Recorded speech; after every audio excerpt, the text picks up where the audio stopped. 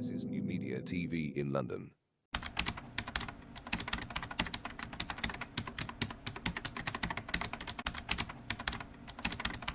Warning! The following program contains graphics and images that some people may find disturbing and traumatizing. Some of the violent content may be too intense for some viewers. Viewer discretion is strongly advised. NuMediaTV.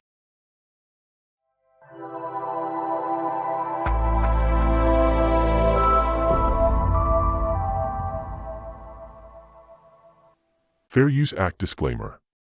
Fair Use Copyright Disclaimer under Section 107 of the Copyright Act 1976. Allowances made for fair use for purposes such as nonprofit, criticism, news reporting, comment, teaching, education, and research. Fair use is a use permitted by copyright statute that might otherwise be infringing.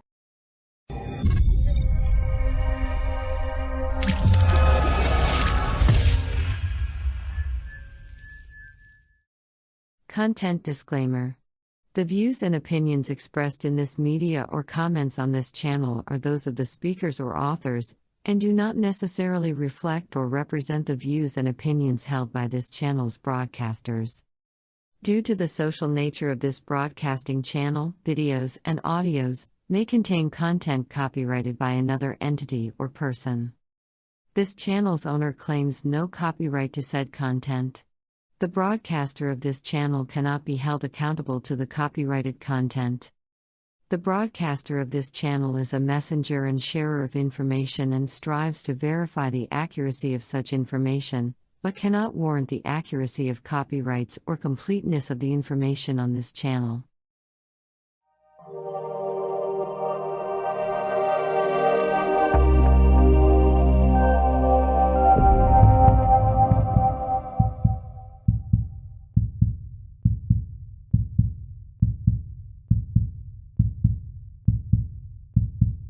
On this social media network, we aim to address Nigeria's socio-cultural and political problems in areas of national identity, conflict, poverty, endemic corruption, inequality, nepotism, terrorism, agitation, high level of child mortality, unemployment, poor health and education, collapsed in infrastructure, cultism, ritual killings, herdsmen crisis, tribalism and home violence. As a precaution, this channel would also like to state unequivocally that we have all rights to use in all of our media broadcasts over 700 royalty-free tunes. These entire package was purchased and delivered by email. Tuesday, January 12, 2021 at 17:17 hours in London from soundsbest.com and a paid subscription and program from Movavi Video Editor. NuMediaTV. Beyond the headlines. News in its purest form. Live stream with confidence. Contact us on +44 208 180 0433, Voice over Internet Protocol. WhatsApp +44 7467 634 822. The live stream will start soon.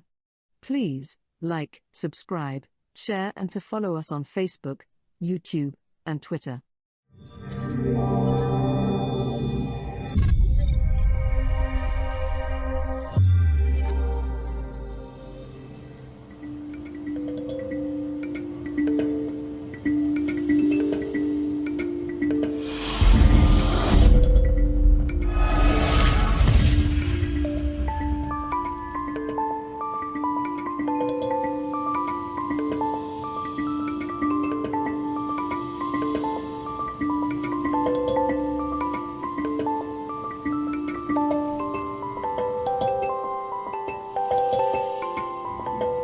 The first floor is always economics, because racism is economics.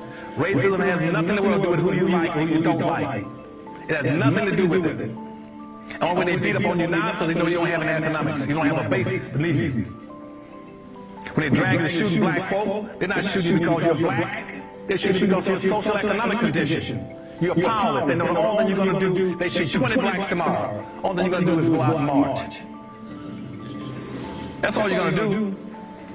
They know that. You have no power and wealth. You build that business community and you build factories and industries in there. And you produce wealth and money and income. Then you take that wealth and money and income and you use it to benefit and lift your people. And you use it also to take the surplus capital and you go to the second floor in that 5-story building. On the second floor in that 5-story building, that's politics. That's politics. That's where your politicians are. Quit letting people mislead you about voting. Voting ain't worth a damn if you don't have an economy. I have won political campaigns for presidents, for governors, for attorney generals, for congressional people, for mayors, and city council people. Politics, voting, and politics ain't worth a quarter in voting if you don't have an economy. It's money that controls your politics. You take your money on that first floor in the powernomics concepts that I'm trying to get y'all to buy into.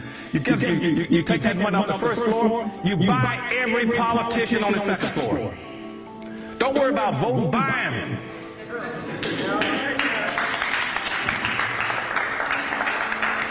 Be just like the mafia. Be like the mafia. Just buy them. If you can't, you don't have enough money to buy them, then rent or lease them for a while. You rent and lease them. Then you commission him and say, now on this second floor, now I bought you. Just like all these, this next election, you can see all this money going into all these candidates, billions and millions of dollars. They're buying those politicians. You buy them on the second floor. And then you tell them on the second floor, now, under the powernomics principles, I bought your rear end. You now take your rear end to the third floor.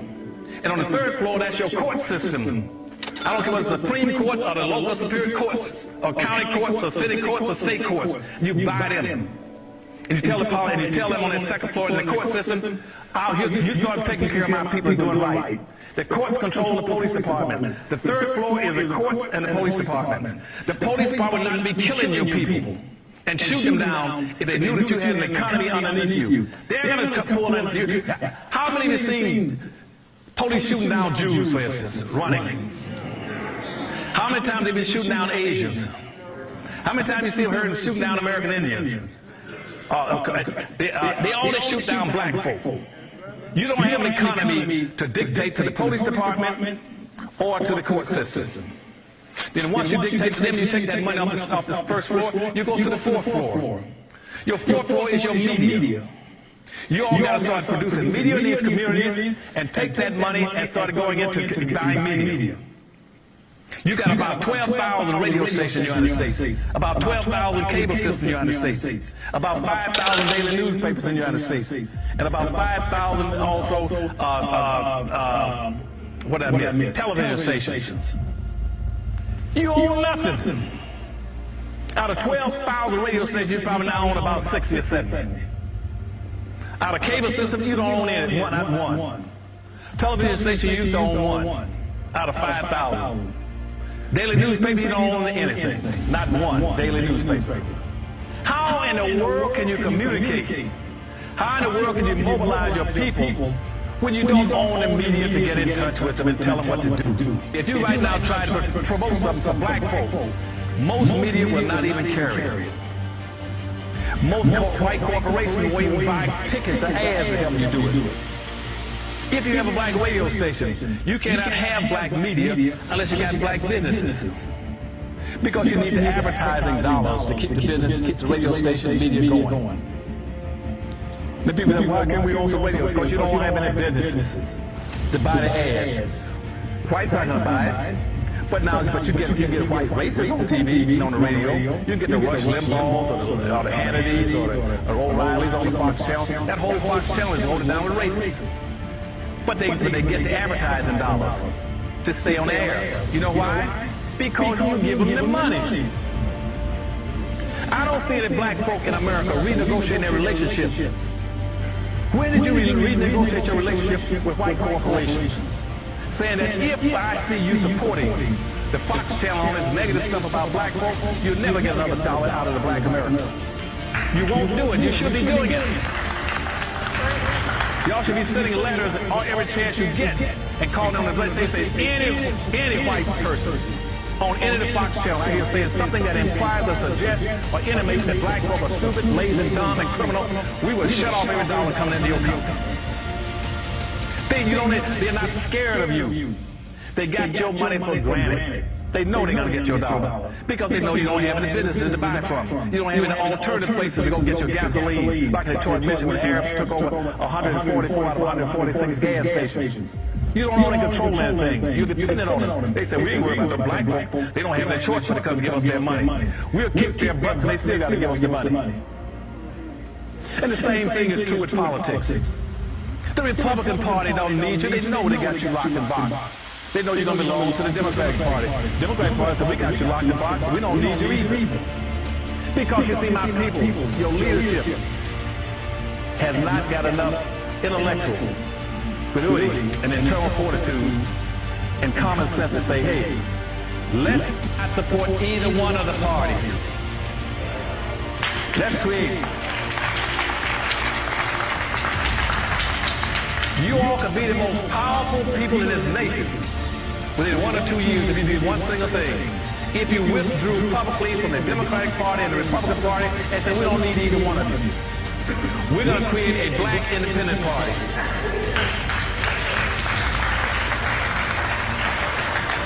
And in that black independent party, we're going to trick you all because we're not going to run any candidates. I wouldn't run any candidates. I would create me a black independent party. I wouldn't run not one candidate. But I would say this. We're going to vote as a block. You're going to get 43 million black votes. And we will deliver that 43 million black votes to whoever promises the most and delivers the most to black folk. We don't care what political party you belong to. We don't care whether you're a black person, a white candidate, a pink candidate, a yellow candidate, or just an outright sample. We don't care. We will vote for anybody who would deliver and promise the most to black folk. That's the way you play politics. And I guarantee you, from all my years in running campaigns, every politician would knock down anything to get to your door. He says, you know what? If I deliver something to black folk, I can pick up 43 million black votes. Hell, I don't need a lot of people. I don't need it. I'll be there. Even though Hispanics that bypassed you in population might have about 43 or 45 million Hispanics in the United States, their turnout rate's only 20%. You still got to beat. Hispanics might have picked up the population, but they don't have the voting capacity yet. You can deliver and become the most powerful people in this country if you start voting as an independent bloc. It said we move as a group. We move as a fist rather than fingers. And we'll stay together, and we'll take care of each other, we'll buy each other, we'll support each other, and we'll look after each other. And we'll make our dollars bounce in our community on that first floor. We'll make it circulate 8 to 12 times before it leaves black hands. Hispanic money in America bounces 6 to 7 times in the Hispanic community, all over LA. White money bounces 8 to 12 times. Asian and Arab money bounces 13 to 14 times. Jewish money bounces 18 times. Right now, black money doesn't bounce once. Because you're committing social economic suicide. You can be the most powerful people if you learn how to organize and play as a team. Now, doing that, now the last floor, then the other part. Last floor is the 5th floor. The 5th floor is education. Don't keep going around telling black folk that our future rests in education. It is not. Education is about as useless as the black vote. It's about as useless and as wasted as a black vote if you don't have what? An economy. You can educate these black kids, they have no place to go and use it. Education is a tool, just like a hammer and a saw. I got all kind of black kids graduating from school every year with all kind of degrees. Master's degrees in this, master's degrees in that. They can't master a damn thing because they ain't no place to go. Whites don't need them in their business and don't want them. So you educate your kids to get an education and leave your community and go to somebody else's community, look for somebody else's business, work at somebody else's job, producing the wealth, power, and resources. What's the difference between that and slavery? You're still in the same spot. You should be saying, go off and get an education and come back home to our community and build things for us. And rather than going out looking for jobs, make your organizations, both whether religious or civil, make your politicians teach black folk how to produce jobs, not look for jobs. And we're doing that now by going to the last point, is that's called exceptionality. We do that by telling everybody, tell all your politicians from this day forward, we heard Dr. Addison speak. And what he says from now on is that we're not going to play the game anymore. We're going to stop doing what we've been doing in terms of inappropriate behavior. We're not against anybody. I don't want you all to hate anybody. I don't want you all to be against Hispanics, Arabs, Asians, midgets, humpbacks, anybody else. Just strictly be for your own people. Okay?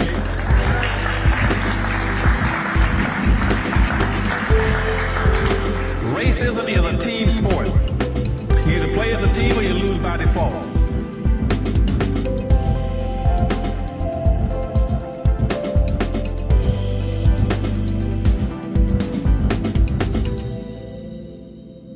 Yes, guys, let me bring my camera back into the studio. Yes, I think I'm back with you. And you guys can actually see me very clearly. Good evening, everyone. Good evening, world. Good evening, my avid viewers. Today is Sunday, the 24th day of September 2023.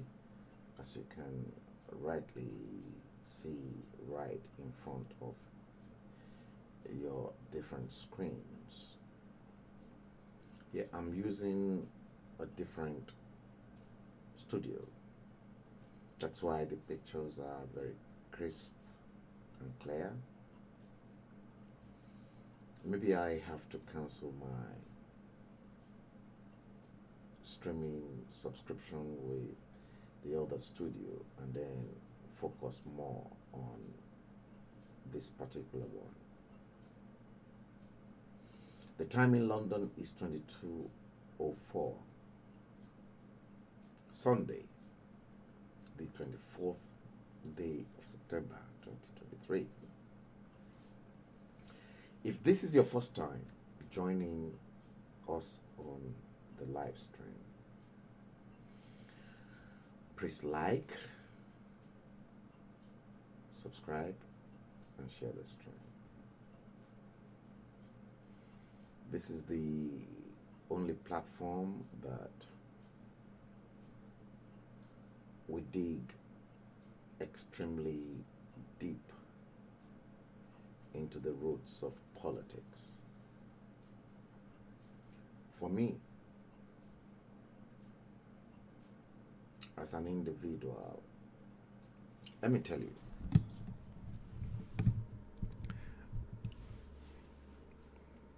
I have nothing to lose anymore in life. Nothing for me to lose anymore this life. I have lived a fulfilled life, and the only thing that really matters to me is my service to God and humanity.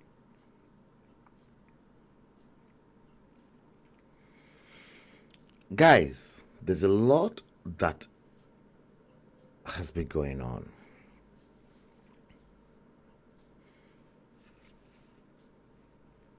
We're going to talk about a few of the things that I've lined up for you. The videos I'm going to play you. The very first one, I tagged that as Nigeria with Milo. The second one is Food Palliative 2023. The next one is Ayilala Transformer. And then the fourth one is Burger King in Ibadan. Burger King in Ibadan versus KFC in Nigeria. I want to connect Burger King in Ibadan that has just been opened in connection with Kentucky Fried Chicken in Ibadan, in Nigeria, not in Ibadan, in the whole of Nigeria. And then Kentucky Fried Chicken's connections with Obasanjo Farms. Then I've got on the fifth item, Oyinbo Farmers. The number 6, we're going to go into the Naira Malians. The Naira Malians. The current agitation between Naira Marley and Mohbad. We're going to go into it. And then Obasanjo in church. I tagged that as Obasanjo in church 2023. This is going to open up your eyes into other things. And lastly, the Jibo Bridge in Lagos. I think I'm going to take it up from the bottom, because I want to show you the state of Jibo Bridge in Lagos. And I want you to look at this. Let's start from, let me put the keyboard on my lap. Jibo Bridge in Lagos. Guys, let's start from here. I know this bridge very well. And today in 2023, this is the state of Jibo Bridge flyover, September 2023. And I'm not making this up for you. I'm not. You see this bridge, this Jibo Bridge.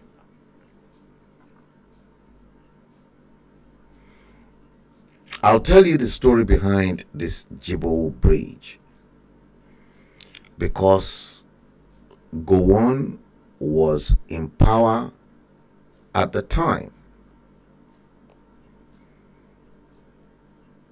as a military junta, head of state. And you see this bridge.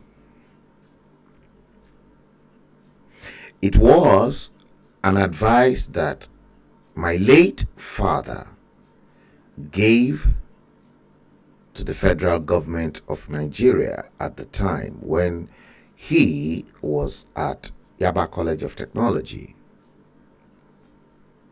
And the purpose of that bridge at that time, we've got a similar bridge in the UK. This same similar bridge that my father worked on in the 50s in the UK, somewhere around Gideon Park in London. And the purpose of the bridge is to reduce the traffic in that particular axis of Lagos. And that was why that Jibo Bridge opposite phase 2 was constructed. So when you are coming from Igbobi to go to Yaba, that bridge served a purpose, because those that are going to Yaba can go, and those that are coming from Fela's house and coming from the other side of Herbert Macaulay. I don't know whether it is Herbert Macaulay, I've forgotten the road, but there was Premier College on the other side. And I know for a fact that Radio Corporation of Nigeria, MKO Abiola's company, is on that road. I've forgotten the road. But then traffic can move easily to go either to Ikorodu Road or to go to Agege Motor Road, or wherever you want to annex the mainland. Now, since Jibo Bridge was constructed, I doubt it very much if the bridge was maintained. In 2023, this is the state, September 2023, this year, this is the state of Jibo Bridge flyover opposite phase 2.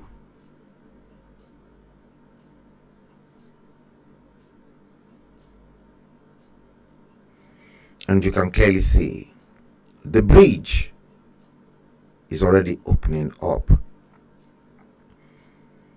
Structural damage.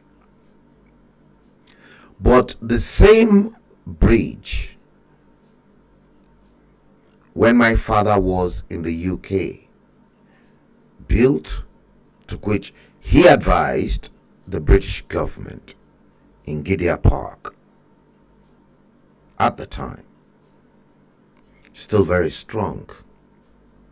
The difference is that the British government, they kept on maintaining the bridge time after time.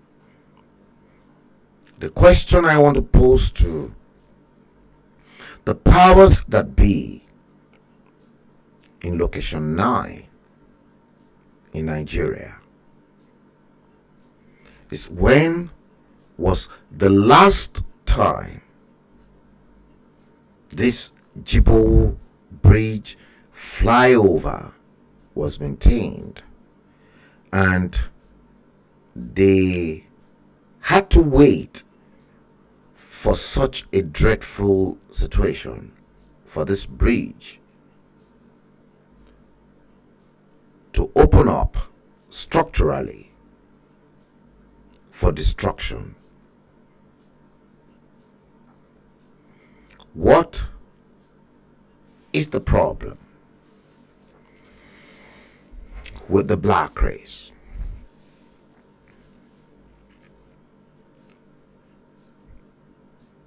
I don't have any problem with the white race.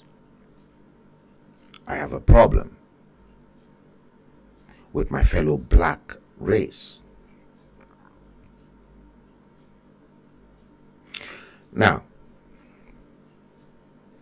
if Jibo Bridge was maintained accordingly to the letter, every now and then we won't have this structural damage.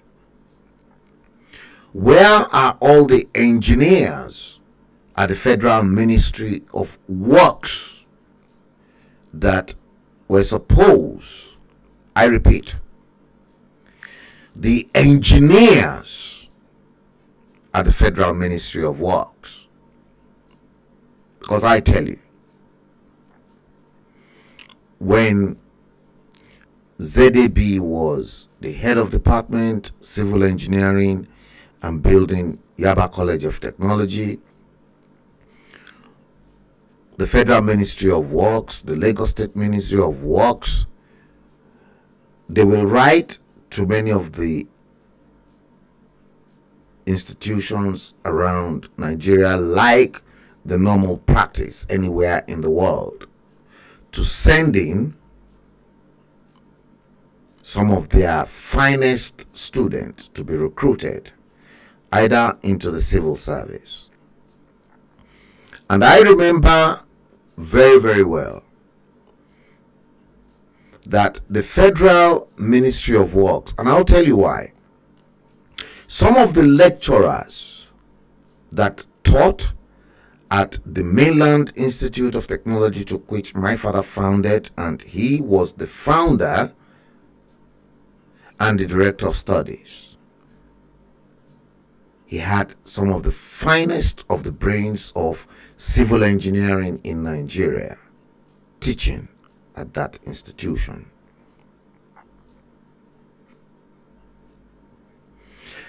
And the Federal Ministry of Works, as at that time,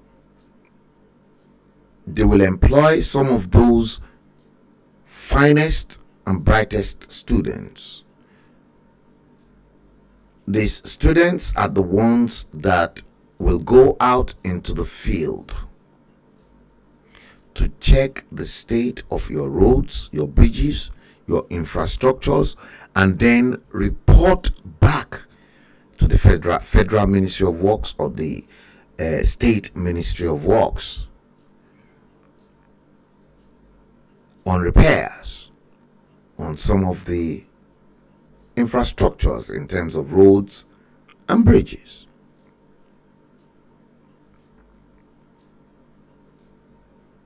Guys,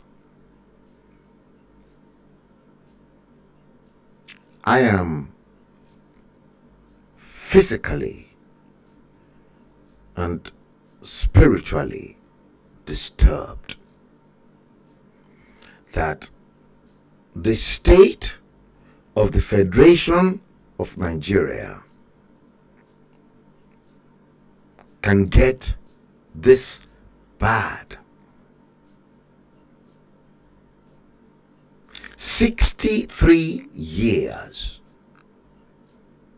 after independence. Where did we get it all wrong?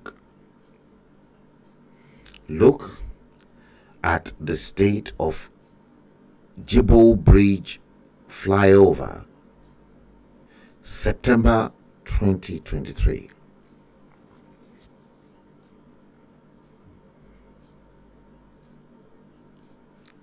We're not talking about Jibo Bridge is a federal government project, not Lagos State project. What the hell is happening to the shithole called Nigeria? And you want to blame Donald Trump, calling each and every one of you black people, black leaders, that you are shithole.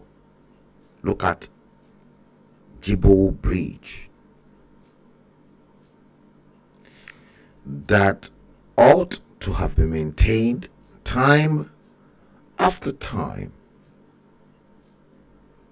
You see, I am not going to join ranks with idiots.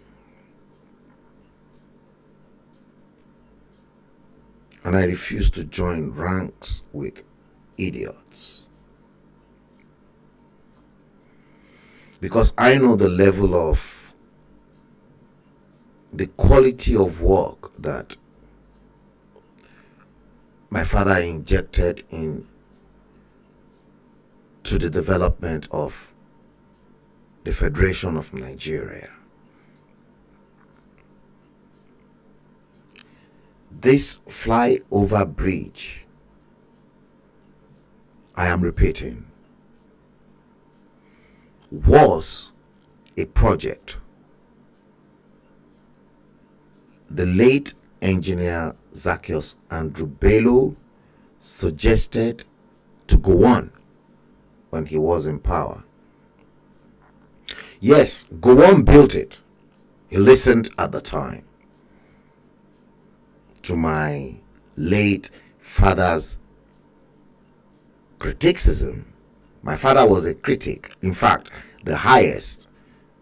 I followed his footstep because I saw him fighting for the cause of the common man, and I picked it up where he left.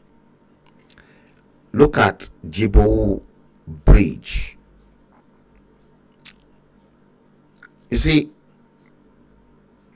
because the bridge is located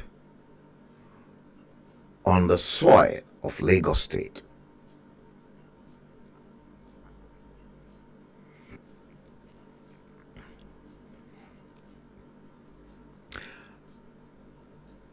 I want to challenge the Lagos State government on this bridge. Number one. Number two, because this bridge happens to be a federal bridge that was constructed by the federal government, I want to challenge whosoever is in power at this point in time. What has kept them away from looking at this? Look at this. Is a structural damage.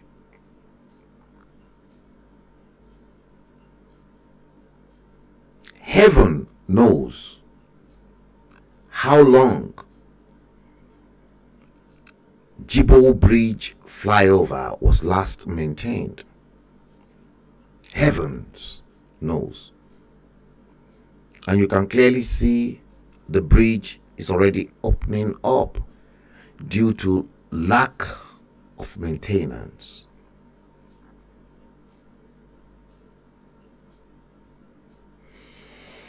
This is now taking us back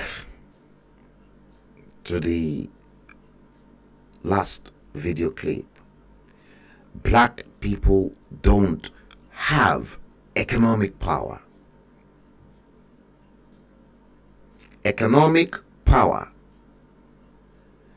is the power right at the bottom of the ladder, because economic power determines political power, determines everything. You see, it is so sad, and I feel ashamed of myself. I am terribly ashamed of myself. As a Yoruba man, I won't describe myself as a Nigerian, because Nigeria is just a farce.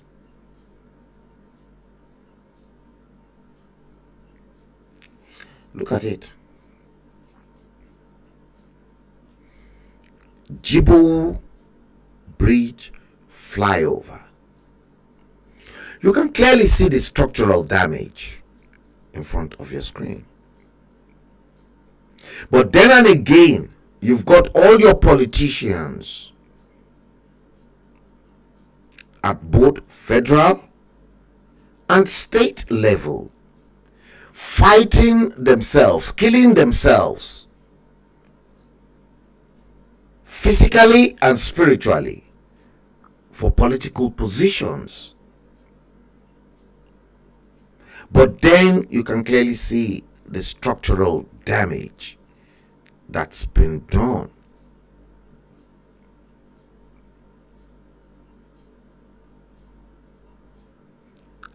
To a state, a nation that should have been the envy of the super world. Look, why won't the rest of the world make jest of Nigeria? Look at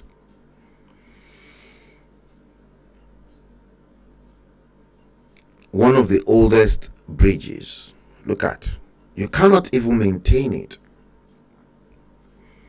I am not going to blame the Lagos state government, because probably state government would have loved to maintain it, but because of the power tussle between the federal and the state, the federal will say to the state, this is not your project, it is a federal project. Look at,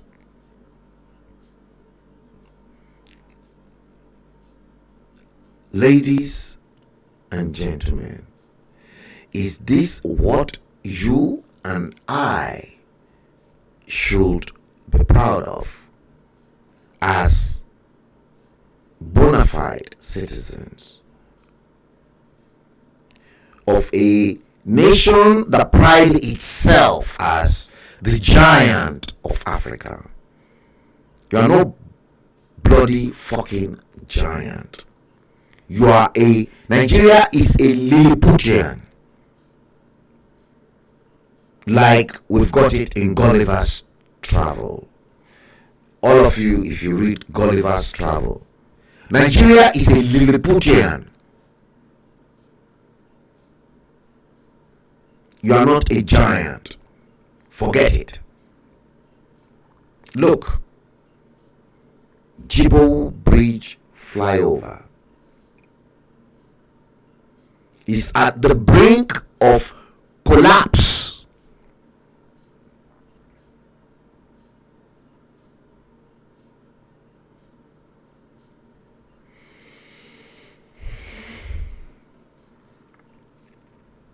That's where we are.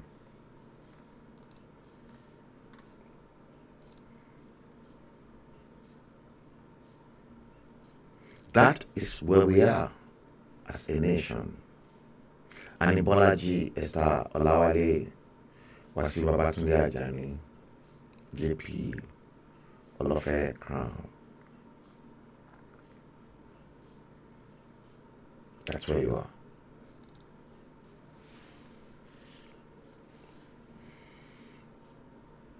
Let's move on. The next one I want to bring in for you is this particular one. Niger weed.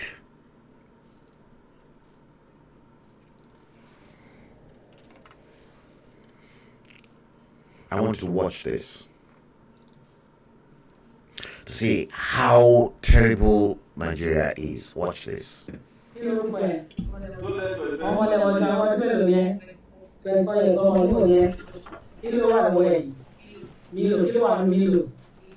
Igbó àti kíni igbó báwo ló ṣe dọ́wọ́ ẹ̀ kí ló ṣẹlẹ̀ kí ló gbẹ débi ẹni tí wọ́n fún ìbáyìí tó wà tà mẹ́. Ó wà tà èyí ló máa ń tà. 125. Lè wo ló tà 15. Ẹyọ kọ̀ọ̀kan 1,500 naira. Kí ló máa ń rọ̀ sí ẹ̀dọ́ níta nílẹ̀ ẹ̀kọ́ 15? Igbó ló fi ṣe. Ó wá kó wá sí ilé tiẹ̀. Kí ló kọ rẹ̀ yẹn? Fífẹ́. Kí ló wá ṣẹlẹ̀ tó gbé ẹbí báyìí? Wọ́n ń jà. Àwọn olójà. Ìfẹ́ àti Òtún ló ń jà. Kí ló fàjà wọn? Wọ́n ti ra wọn sílẹ̀ tẹ́lẹ̀. Kí ni ìfẹ́ yẹn? Kí ni mo tún máa ń fa nìtẹ̀? Sìgá. Kí ló lórúkọ ẹ? Olùmọ̀ṣẹ̀tẹ̀. Kí ló lórúkọ ẹ? Ọmọ tó bẹ̀rẹ̀ yẹn. Tẹ̀ntẹ́rì ọmọ ló yẹn. Ìbàdàn. Kí ló ṣẹlẹ̀? Kí ló wà lọ́wọ́ ẹ yẹn? Milo kini? Milo push. Kí ló ń fi Milo push? Kí ló jẹ́ káwé? Ìgbó báwo lẹ ti máa ń ṣe? Báwo lẹ ti máa ń ṣe? Just talk to me. Báwo lẹ ti máa ń ṣe? Báwo lẹ ṣe ń dàpọ̀? Bí bẹ̀rẹ̀ wẹ̀. Tọ́ba máa dàpọ̀ tọ̀ báwo lẹ ṣe máa ṣe tó máa rí bá? pẹ̀lú iron èlò ló lẹ̀ tẹ̀ ọ̀kọ̀ọ̀kan lẹ́ máa ń ta ìwé bẹ̀ ẹyọ kan kí ló wá ṣẹlẹ̀ kí ló gbẹ lórí rẹ̀. Pàtí ọ̀rẹ́ tó wá ta ilé òbí ṣàbí kí ló lórúkọ ẹ orí báwo tó ṣe ṣe kí ló lórúkọ ẹ. Mo dájú rò tó kúra ọmọ mélòó yẹn gbẹ̀sẹ̀ yẹ sọmọ ìlú yẹn Ọ̀yọ́ tèèdì kí ló wà lọ́wọ́ ẹ̀ yìí Milo Kush iná dà sí Milo Kush iná fi mí fẹ̀ ìgbó kí ló ṣẹlẹ̀ báwo ló ṣe dọ́wọ́ ẹ̀ kí ló ṣẹlẹ̀.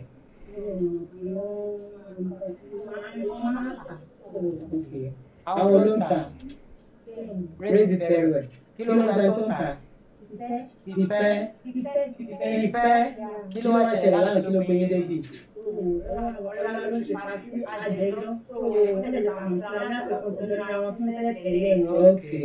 Èlò ló ń tẹ ọkọ Milo Kush 1.5 kí ló máa ń rọ sí ìgbà báwo ló ṣe ń ṣe. Kọ̀ kí ló máa wà bẹ́ẹ̀. Nígbà tí igbó kí ló ń kọ́ ẹ́ rọ́ọ̀kì. Àwọn tẹ̀lé ògidì pé ọmọ mélòó yẹn. Ṣẹlẹ̀ yẹ kí ló ṣẹlẹ̀ kí ló wà lọ́wọ́ yìí. Milo Kush kí ló ṣẹlẹ̀ báwo ló ṣe dánwò ẹ̀. Ta ló jẹ́ fífẹ́? Fífẹ́ àti ìfẹ́ ló ń tà. Kí báwo ṣe máa kí ló máa ń fi sílẹ̀? Èrò máa ń tà. Lọ́n ta ẹyọ kan. Wọ́n ta ẹyọ kan. Àbí kí ló wá gbé débi?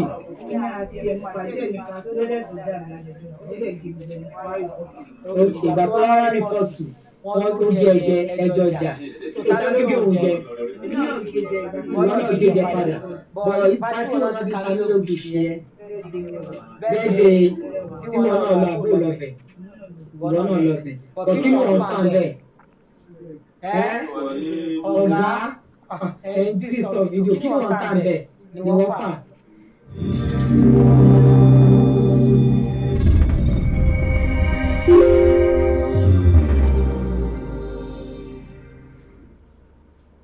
You know, ṣé mọ nǹkan tó ṣẹlẹ̀?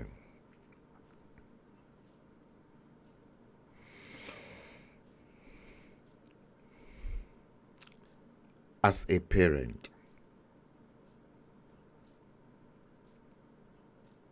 I am a father, and as a parent, I was crying.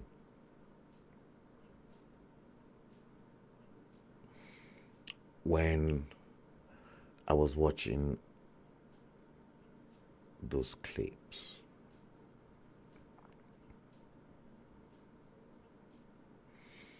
Gbogbo àwọn ọmọbìnrin tẹ́rí ń bẹ̀ yẹn 27 years. My last born is older than them. My last child is older than those girls.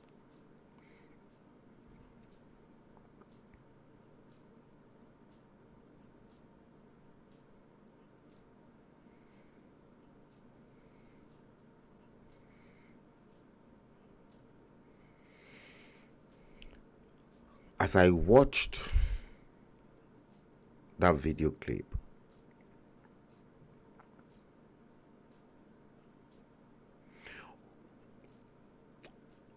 it was like God should just give me a supernatural power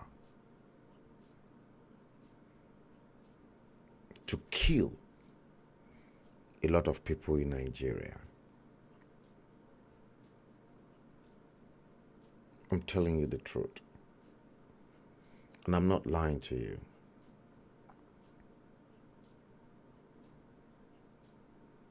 I'm a parent. And don't forget, as old as I am, I was equally a child to someone before. My own parents.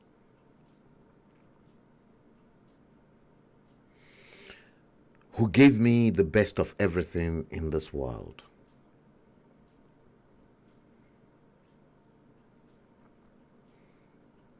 I was crying. I was deeply shedding tears in my heart. The way the Nigerian bloody fucking system messed up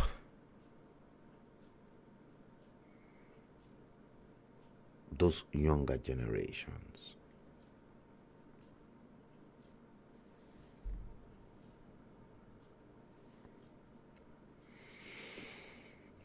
I repeat, when I was watching that video clip, I begged God to give me one supernatural power that will be above all powers so that I can kill. Yes, I'm not going to hide this away from anyone. I can kill a lot of people.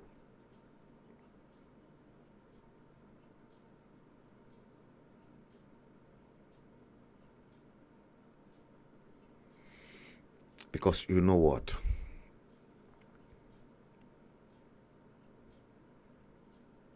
The African politicians are the most hopeless and ruthless and ridiculous human beings on the surface of the planet.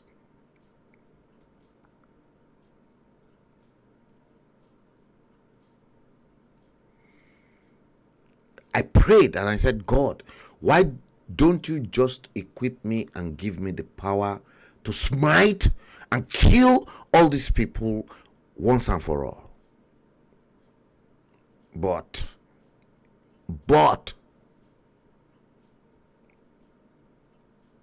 the number one God, the supreme being,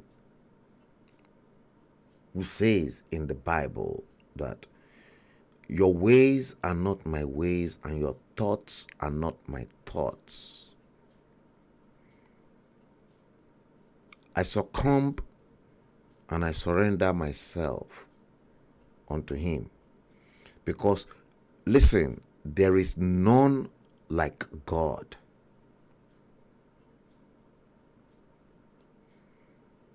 Kò sí èèyàn, kò sí ẹ̀dá ọmọ Ádámọ̀ tó máa ní òun dàbí Ọlọ́run. God, the omnipotent, the omniscience, the spiritual master, the I am that I am, the number one, the Alpha and the Omega. There is none like God. There's only one God. Ọlọ́run ò pé méjì o. There's none like him.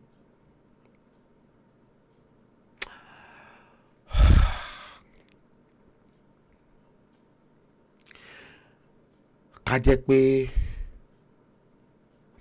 Ọlọ́run ọba tó dá ọ̀run àti ayé, ká jẹ́ pé ó lè fún mi ní agbára yẹn láti pa a lot of people, àti Satan àti gbogbo àwọn tó ń ṣiṣẹ́ ní abẹ́ ẹ̀, máa pa gbogbo everybody. Wà láìtàláì mobilai. I'm not lying.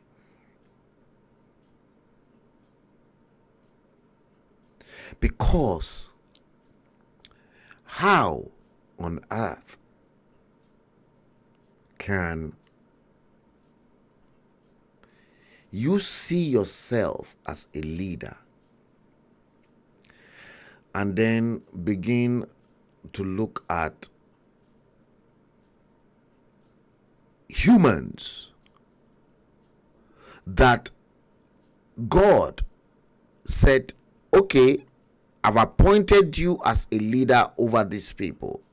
Look after my people, and then you opt out to now do your own things.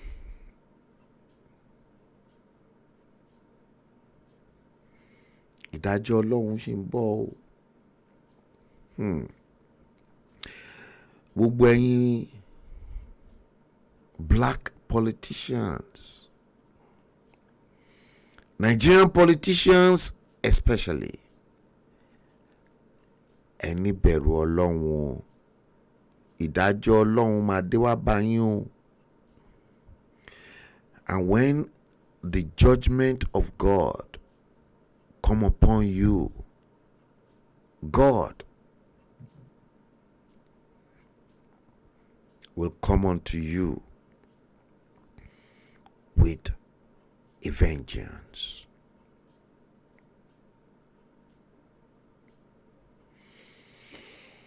I thank God my father was never a politician. He was never into politics. In fact, my father nearly got killed, like I said to you, in 1983. He nearly got caught up in the fracas that Banji Akitoye and Omoboriowo created in Akure. My dad's childhood friends, 2 of them were killed in that inferno. Chief Agbayewa, Chief Fagbamigbe, and these were the 2 foremost Akure sons that educated not only Akure people but the entire Nigeria. Chief Fagbamigbe was the publisher of a local indigenous publishing company called Fagbamigbe Publishers, and up till today, Fagbamigbe Publisher is recorded in the history of publishing as one of the foremost indigenous publisher in Nigeria. Chief Agbayewa educated a lot of àwọn ọmọ aláìní in Lagos through Lagos Secondary Commercial Academy, LASCA, in Ilupeju. He gave that institution up in 1979 when the UPN government came to power to give instructions that you either give up your private secondary schools or you lose it. Again, Chief Agbayewa was not selfish. He relinquished the secondary school he founded to Jakonde, despite the fact that he was an MPN man and Jakonde was a UPN man. Chief Agbayewa put the interest of Yoruba land and Nigeria at heart.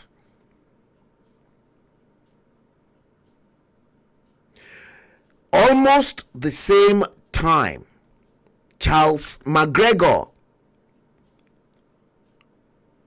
my supervisor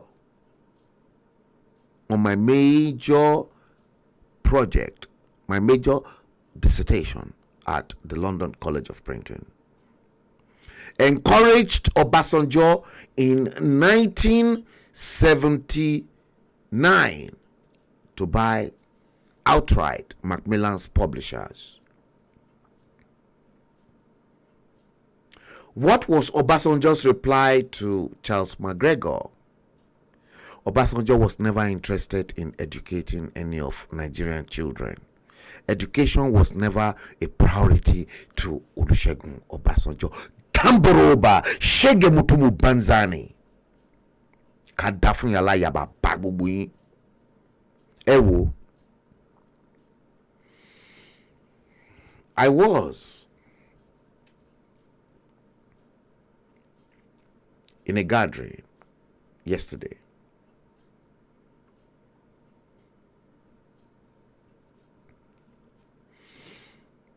A civilized gathering. I had a very beautiful food. I enjoyed the food. Different like minds from different political divides, we all assembled in Surrey last night. People that worked under Obasanjo, we all assembled last night in a beautiful home in Surrey. We never fought ourselves because we were all like minds, and because the interest of that nation was what at the table. And as we were all watching football, eating, enjoying our lives, this wasn't the type of the discussion you will see Dele Momodu and all those Bolekaja journalists. These were highly intelligent people. We all assembled.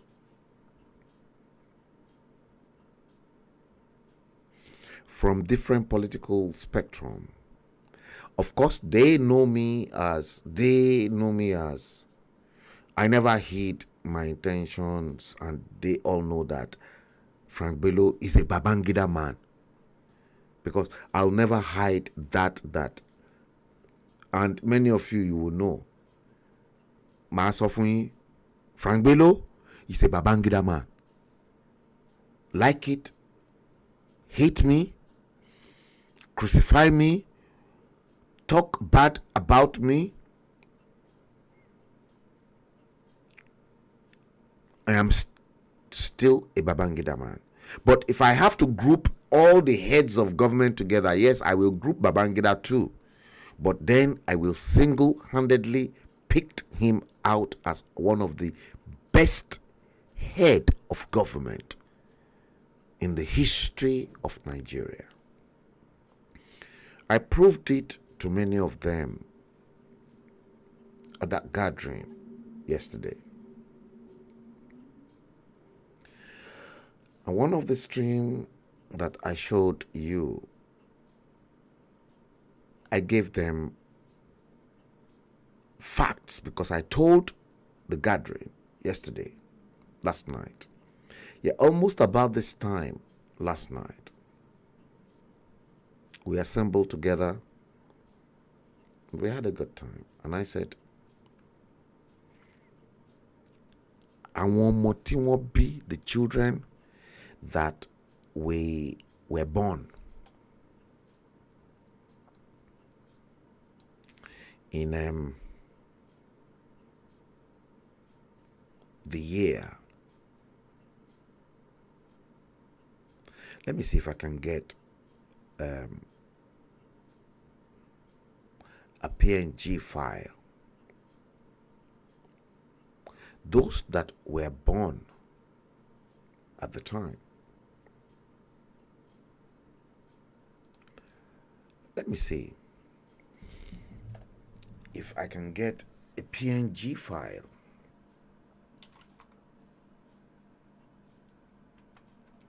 It is not in this studio. Yeah, let me see if I can get a PNG file in. And I will then, hold on,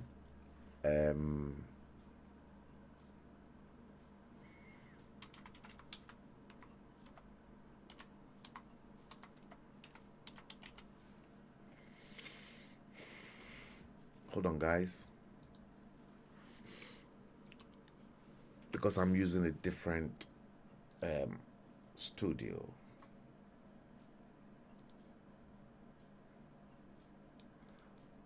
No, I don't need this. Let me just take that out, and let's bring in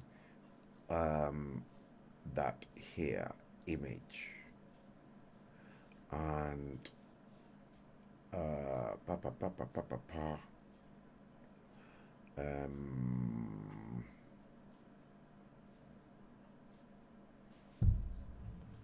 just hold it. Yeah, I need, yeah, I think it is this one actually that I want. And okay, let me just click okay. Yes,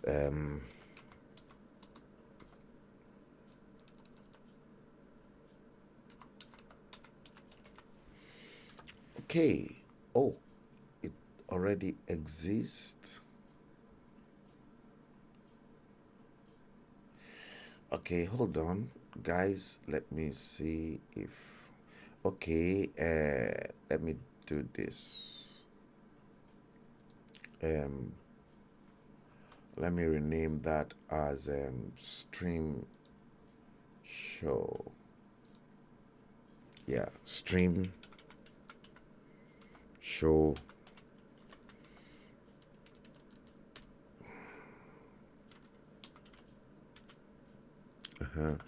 PNG file. Okay, now let me get back onto where it is. New live stream, the PNG files, and I think I needed, this is exactly what I needed. And I'll just do this fit to screen,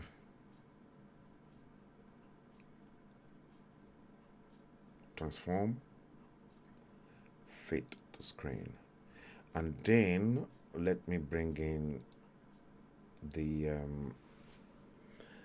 stream file, stream file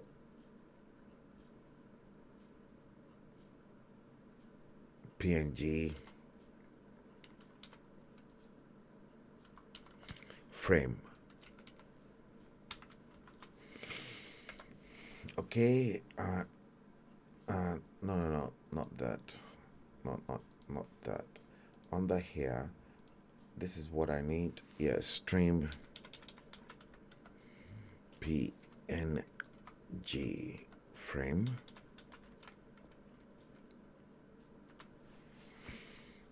Okay, so let me bring in the,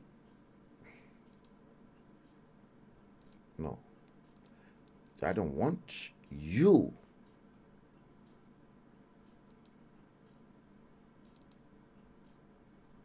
Okay, yeah,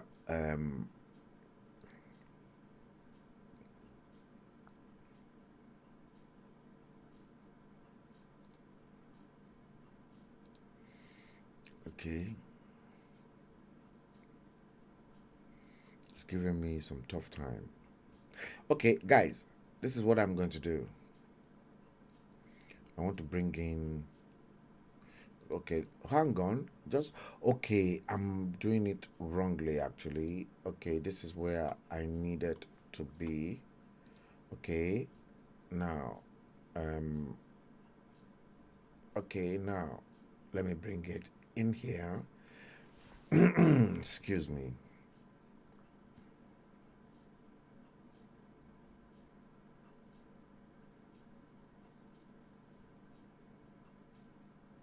Okay, okay, Okay, here, PNG stream frame.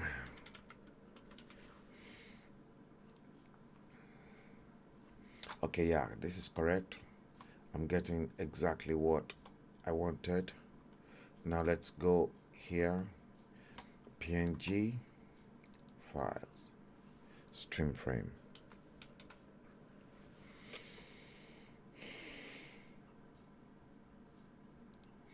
This is what I want, that overlay. Yeah, and let me just do this again. Transform, fit the screen, and let me lock it up. Now guys, I've got it all right set up, so I'm going to move that back here. Look at this.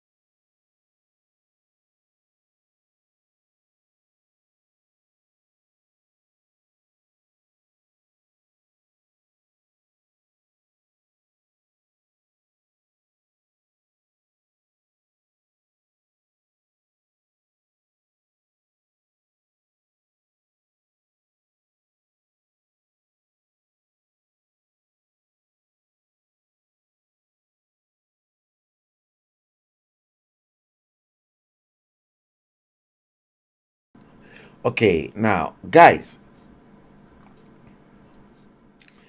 so that you guys can hear me very, very loud and clear.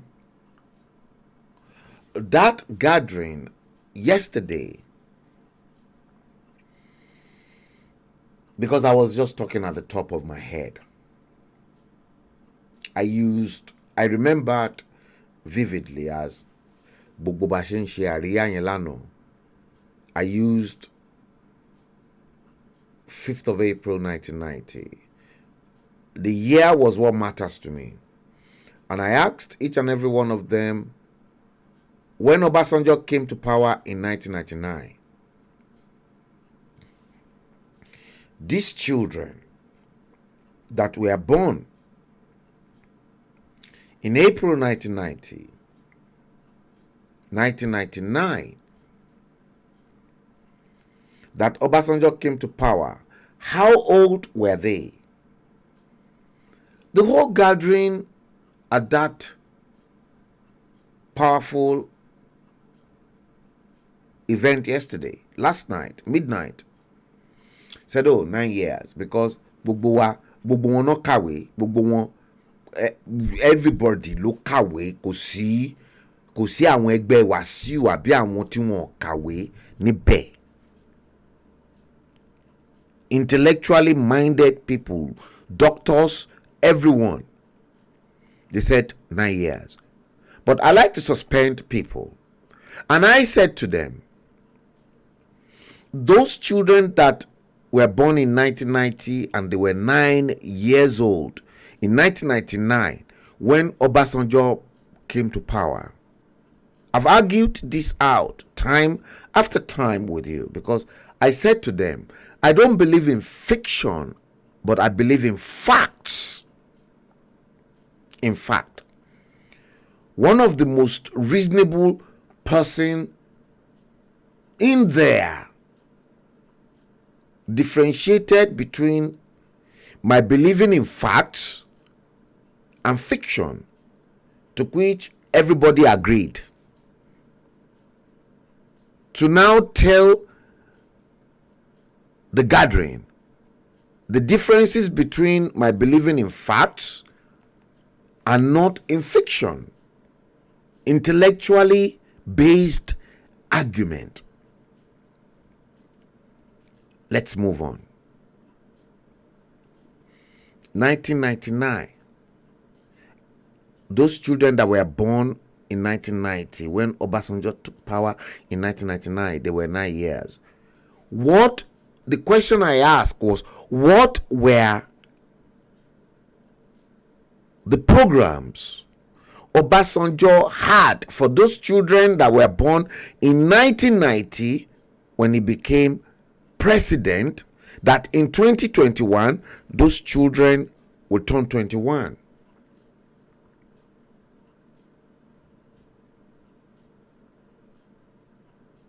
Obasanjo ruled up till what year? 2007. 8 years. You know what I told them?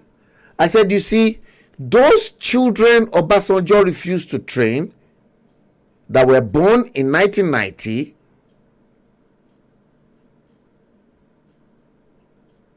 when he came to power in 1999, are those children that turned up and then became End SARS issue.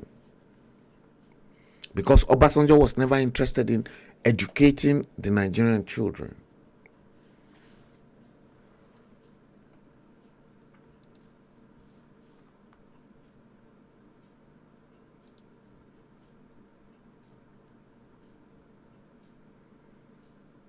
Ew.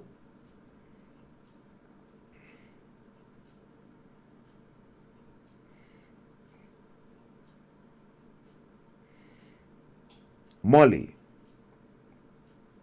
welcome. Yeti Queen, Tomi Adegbola, I welcome each and every one of you.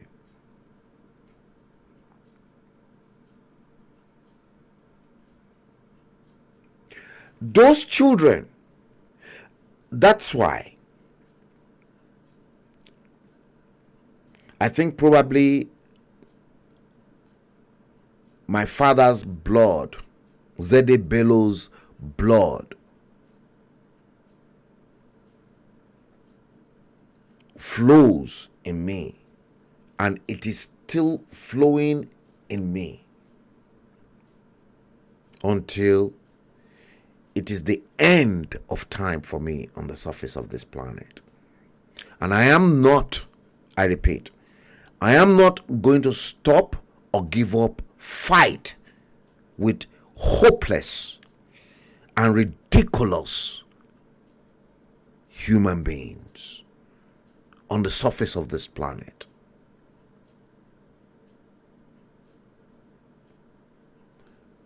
Look at 1990.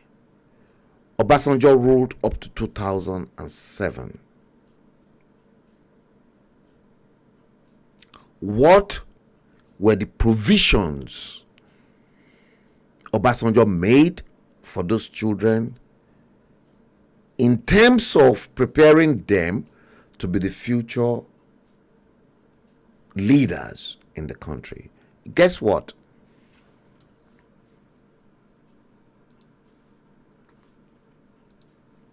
Guess what?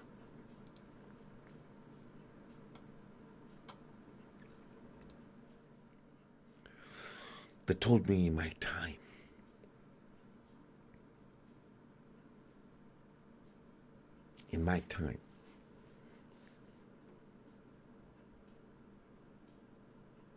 that we will be the leaders of tomorrow. When Obasanjo was a military junta in 1976, they said we will be the leaders of tomorrow. Those that led Europe. Did you all still remember that when Obasanjo was in power, Margaret Thatcher was in power? That woman is in the grave. Helmut Kohl was in power. at the time.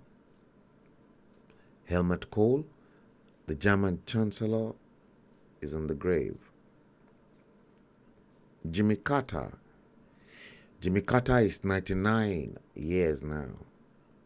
The man who Jimmy Carter destroyed Nigeria, for your information. President Jimmy Carter of the United States was the man that destroyed Nigeria. In 1979, Obasanjo should have returned Nigeria back to the parliamentary system of government. Perhaps parliamentary system of government would have changed everything round.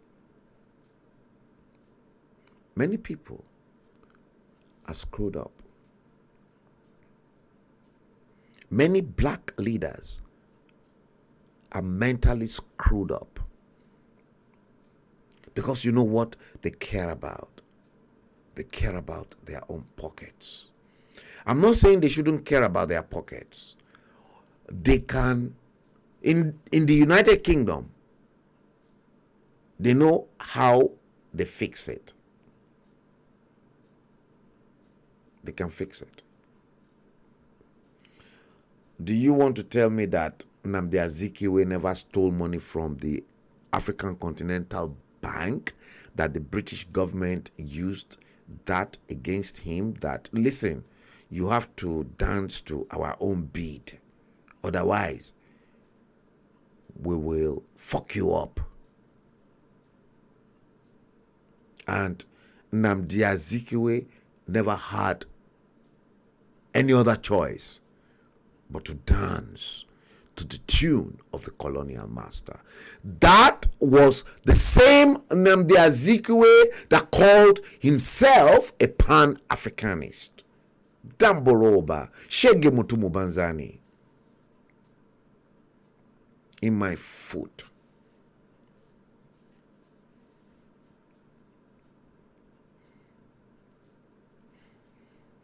I don't care if we are an Igbo man or whatever, but that is the truth, because I'm still coming back to expose a lot about Nnamdi Azikiwe that many of you still don't know in relations to pre-independence and post-independence, that I tagged the Nigerian trajectory.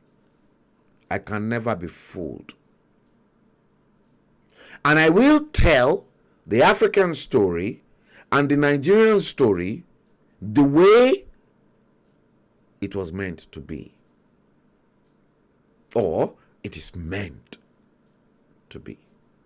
And I don't want anybody to distort that history, because, listen, I have just one person in my life to report to, and that person is the supernatural number one that I am, God. I'm not going to report to you. No. When I die and I'm lowered into my grave, nobody is going to come into my grave with me. Everybody will depart. It is me and my Maker. And he will ask me in the grave, what have I done with all the powers and all the brains and the intellect he's given me to better the world? Listen, if you don't know, subconsciously in my grave, I will face God and I will tell God, God, this was what I did. Even in death, let me tell you, even in my death, I will still have access to all my preachings and everything on earth. And the pictures will be, they will start opening my pictures and my life for me like this. That's why I am not scared of death. And I am not scared of any fucking human being on the surface of the planet. I'm not scared of that. And I'm not scared of my fellow human being. The only person I'm scared of and I'm afraid of is God Almighty, the mighty one. That is the person I'm only afraid of, because you and I will account. The good, the bad, the ugly that you have done, we will all do what? Account for all our deeds. And don't forget, I will never stop preaching God's word on the surface of the planet. And the end of man. One day, man will end, because the rapture is going to happen, as recorded in the book of Revelation. It's going to happen. And Satan knows that that end is coming to an end. That's why you see the likes of the Western world, Joe Biden, and the rest of them now supporting LGBTQ plus, they call it. Something that is totally against God's wishes for creation. Satanic agenda. Yes, some people probably are born gay. I'm not against gay. If you are a born gay, it's a matter of choice. Me, let me tell you, me, I'm an Akure man to the core. I like women. Oh. I don't joke, because sharpener and pencil, when you put a pencil inside a sharpener, it will work. That pencil, you will, if you turn it like this, you will see the other end of the pencil. Have you ever seen a situation where you put pencil and pencil, it will work? It won't work. Positive and negative will attract themselves. Positive and positive will repel. Negative and negative will repel. So the same white people that slipped Bible into the hands of the black African people, they now want us now to imbibe the spirit of LGBTQ++, Tamboroba, Shege Mutumu Banzani. It's not going to happen. Just like I fought education in Hackney, I'm going to fight the British government in relations to the LGBTQ++, because I don't want them to mess up my own children, because they are not LGBTQ++. They are straight, and they have to procreate.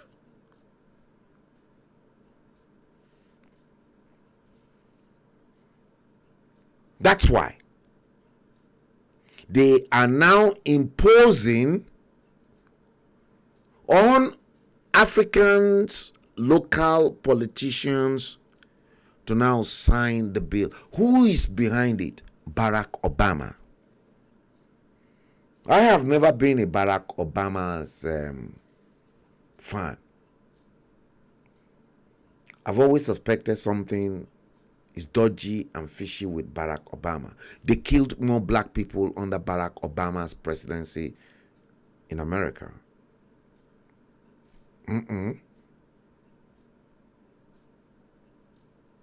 I'm not going to go into Barack Obama's sexual orientation that I had questioned over the years.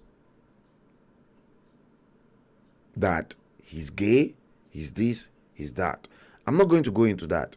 Whether Barack Obama is gay or is not gay, or they killed his cook, they've killed many people, that is none of my problem. You know, one thing I am very happy about. Why I am happy was the fact that the greatest woman on the surface of this planet, my queen in England, God rest Queen Elizabeth II soul.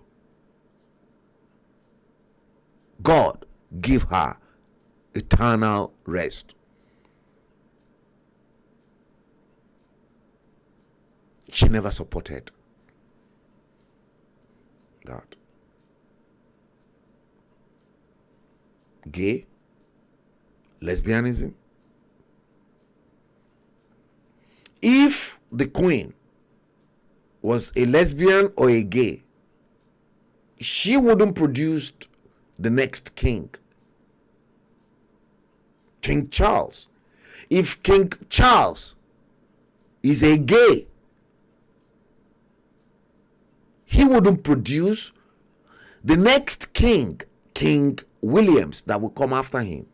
And if Williams is gay, Williams will not produce George that will become king. The white people should stop messing up black people's brain.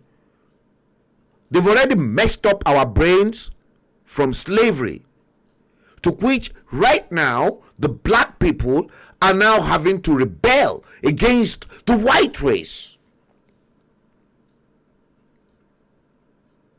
This new world order will spell out the way we want to live as Africans.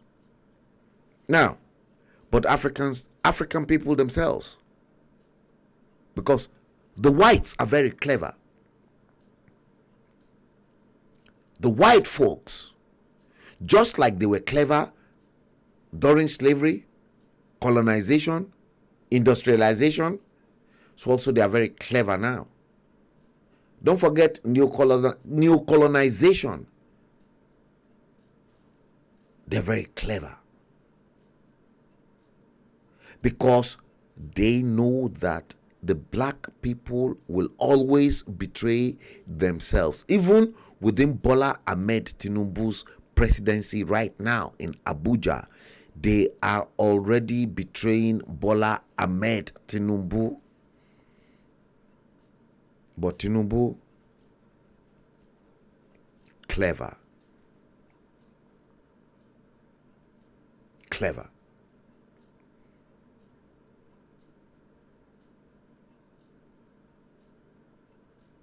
I never supported his presidency. I never supported either Obi or Atiku. All I wanted was for them to return Nigeria back to 1963 regional formation. Let each region, even if it is the 6 regions they've created, let them return Nigeria back to those formation.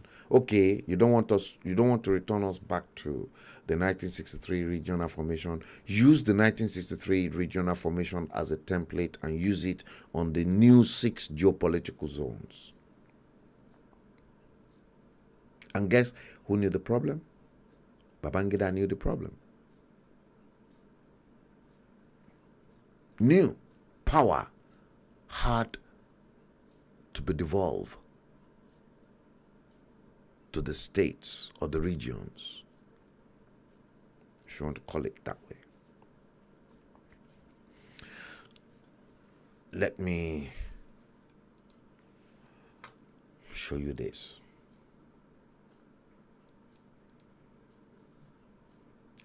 Look at this next video that I tagged as food palliatives. Palliative. Look at this video.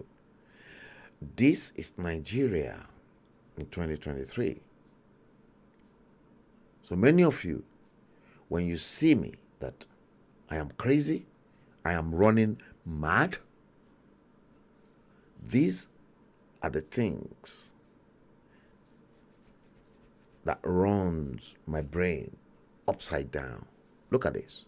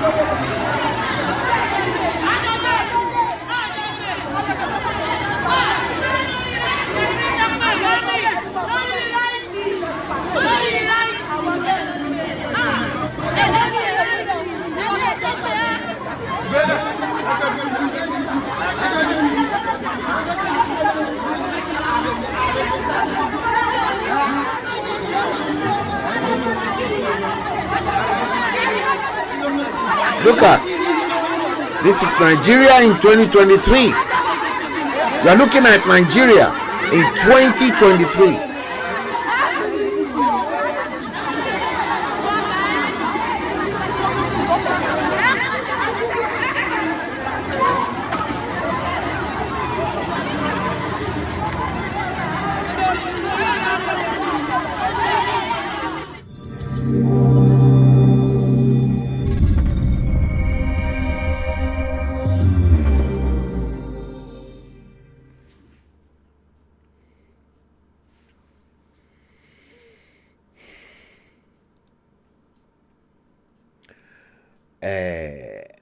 Somebody posted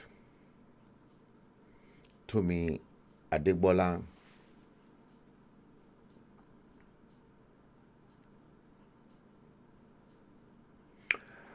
you posted and you said Babangida started settlement chop I chop. Babangida nickname was Maradona.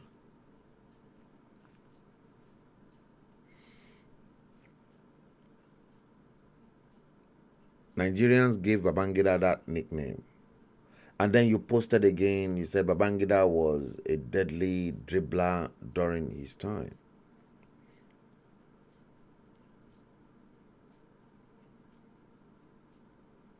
Tomi Adegbola,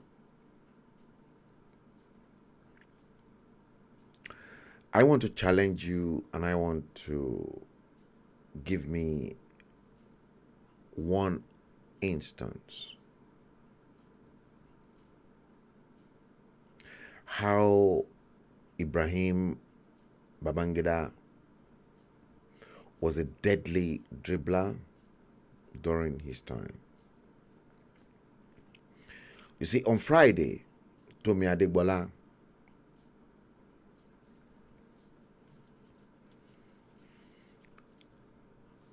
I was at Nako stores owned by Mommy Toib ati Daddy Toib. Nako stores in Dalston.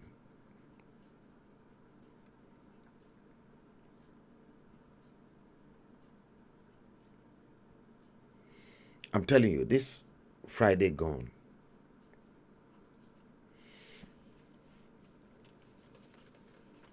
and as I entered,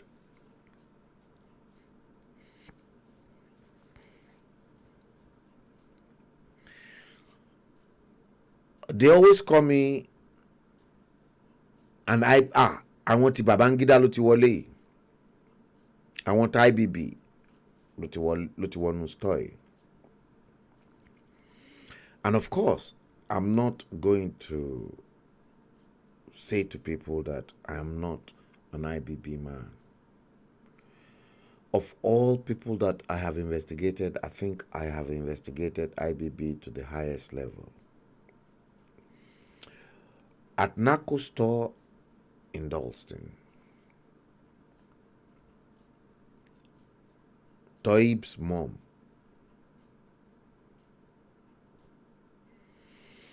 was the one manning the store. I got all my groceries. And in the store, because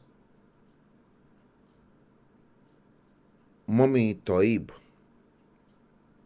only ti tàwọn Babangida ti wọlé. I never made money from IBB. I never enriched myself. I just discharged my duties to God and to humanity. So there was a man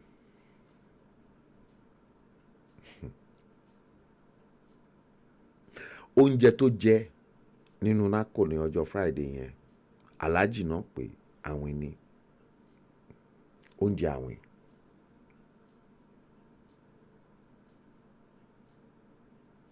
The food the man ate inside NACO stores that Friday was on credit. So, but because Mommy Toib called me and then said, I want the Babangida Lele. So the man having a free lunch, credit free lunch inside NACO stores, threw a salvo at me.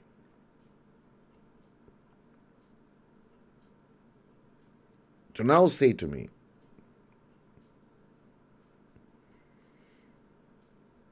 Babangida stole Nigeria's money. You see, the way I have been brought up,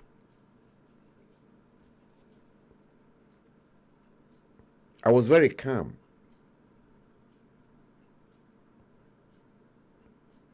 Because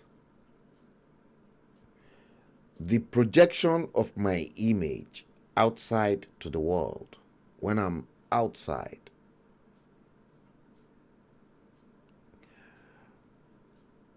having come from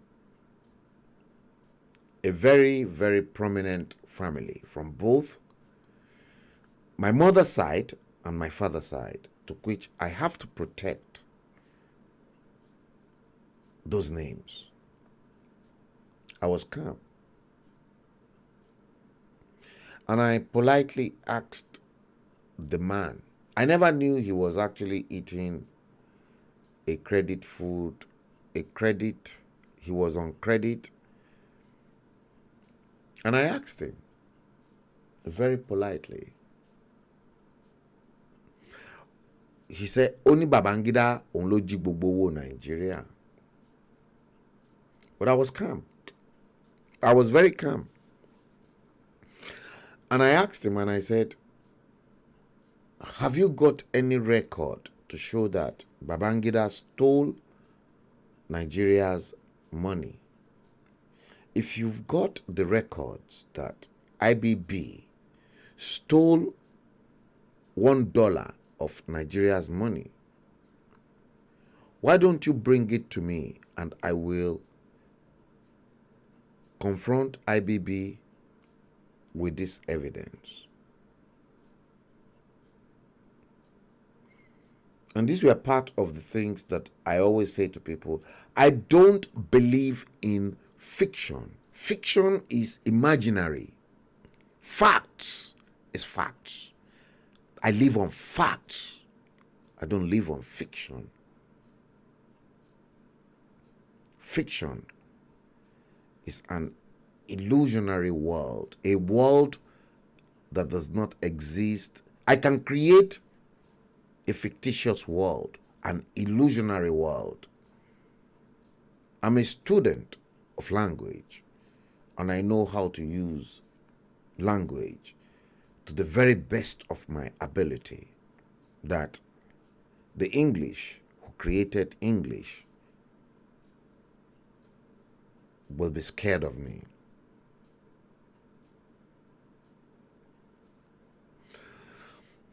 When I said that, listen, bring out the facts. If you know you've got facts that Babangida stole money,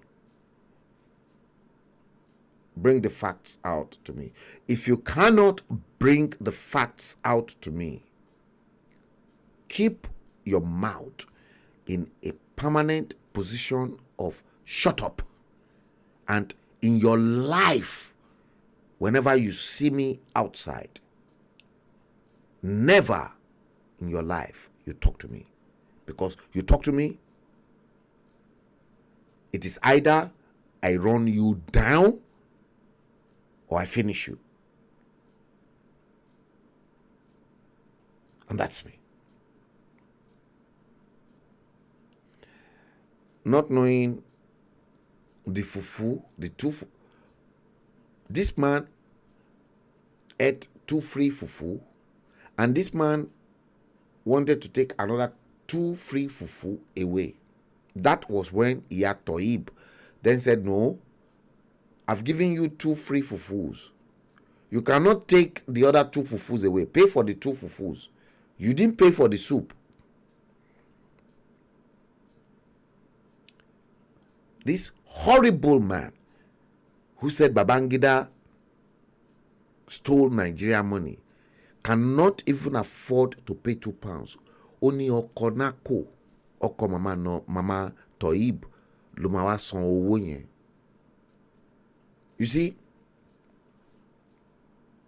I'm telling you this, and I'm not making it up because it is real. This Friday gone, I think Mama Toib Otitete, yes, I was really getting impatient and I was ready to explode.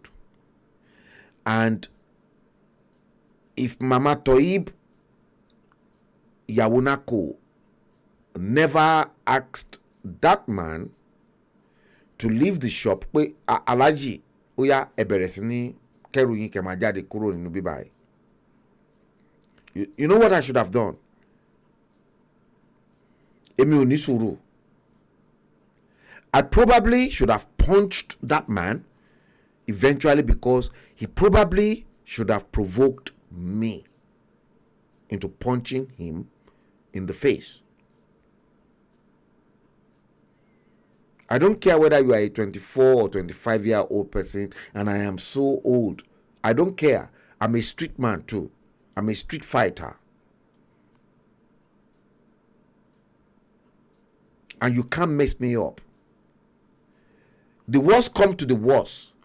Listen, if there's any weapon around my surrounding, either bottle or anything, I will use it to dagger you or inflict injury on you. The worst the British institution will say is black on black.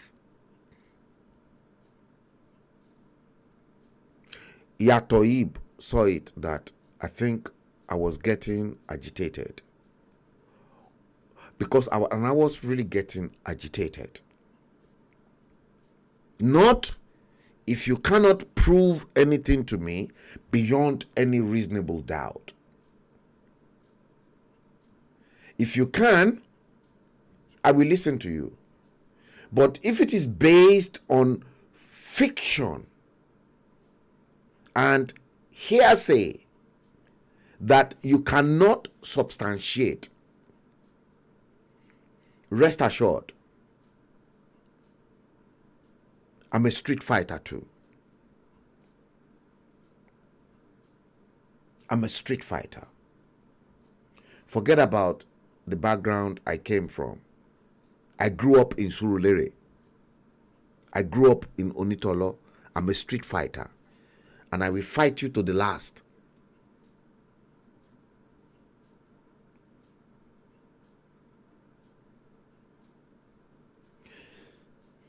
I don't tolerate any nonsense.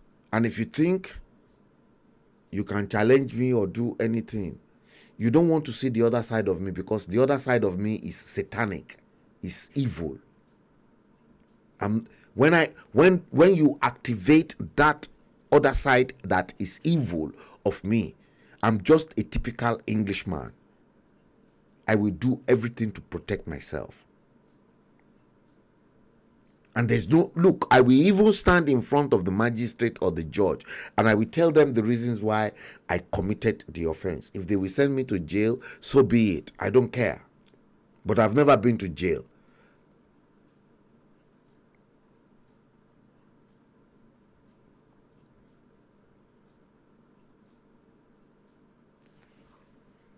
So, Tomi Adegbola, if you cannot substantiate whatever you have to say, please be careful. Be careful.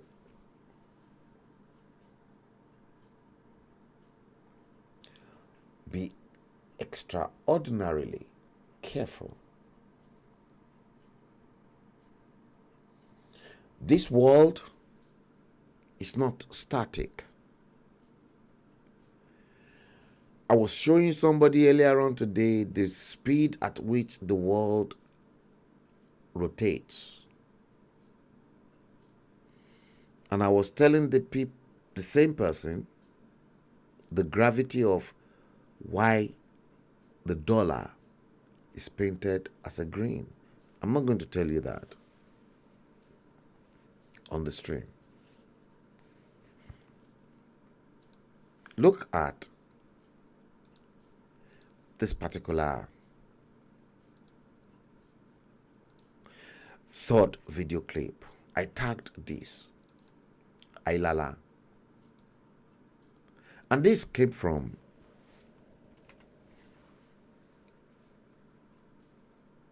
guess what?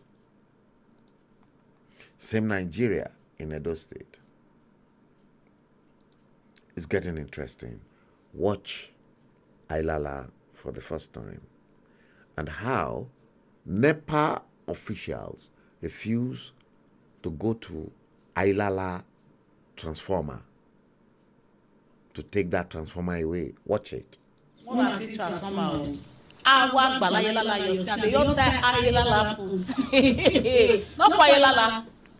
If you don't pour Ayelala, NEPA man will come install and I go constitute something for inside. As this Ayelala there, so nobody go share. No NEPA man will come put something. See Anna, see Anna. As they say Ayelala, then bag a few let them.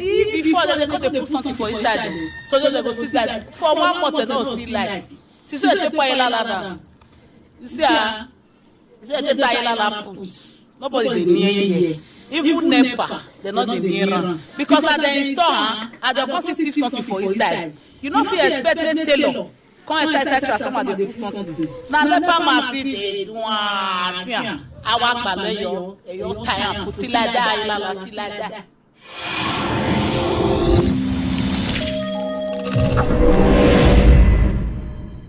You see now? That is the same country, Nigeria. No electricity, a street. They had to engage the powers of the local gods, Ailala, over transformer. If they burn you, NEPA official, well, come inside Ailala and come and remove the transformer.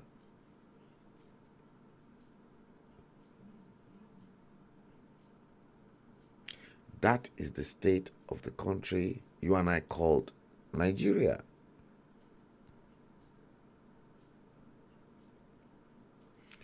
"63 years after independence.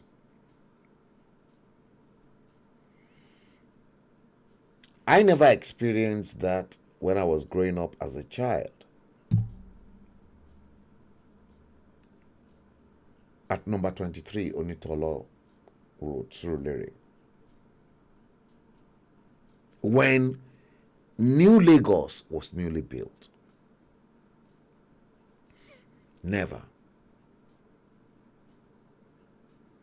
Electricity was constant.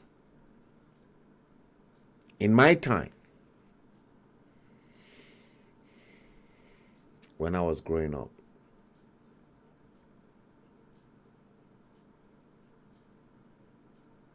Sometimes in the morning when I was growing up. In the morning, I'll forget, oh, because those days I had 5 different uniforms in my primary school, one for each day. And because as a child, I loved football, I played loads of football. Maybe that's why I'm still athletic, because in my house, sometimes I'll go out into the park. Sometimes I'll invite my son and we'll play football together. I've still got my ball at home. I'll show you. I still kick football. Yes. Kick real football.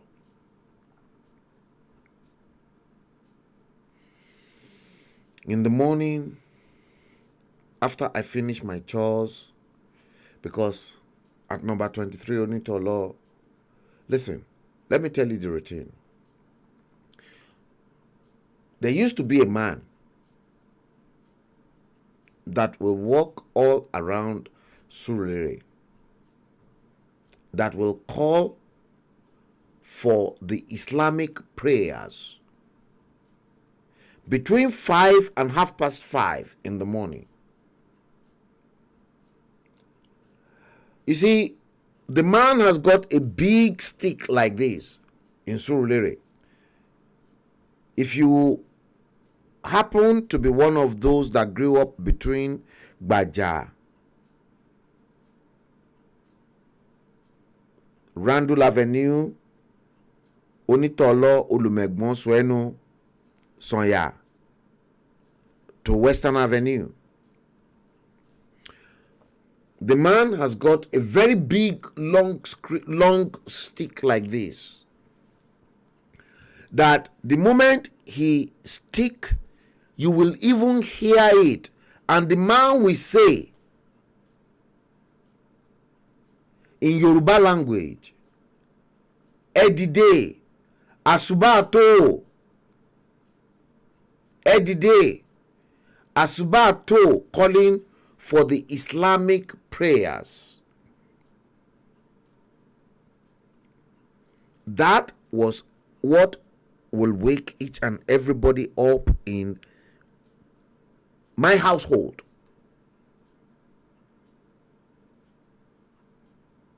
And in our household, the 6 o'clock morning prayer is a call to prayer too, to which everything you are all doing, no matter what, you have to suspend it, because we all have to assemble at the parlor sitting room for that 6 o'clock prayer, because Oma Luagogo, Mama Kekere, Mama Nurse, Oma Luagogo báyìí, gbogbo wọn bí aláya bàbá ńlá ẹni náà rè, that you won't be at the call for the prayer at 6 o'clock in the morning. So just as that man was calling for the Islamic prayer too, our own prayer too is being called.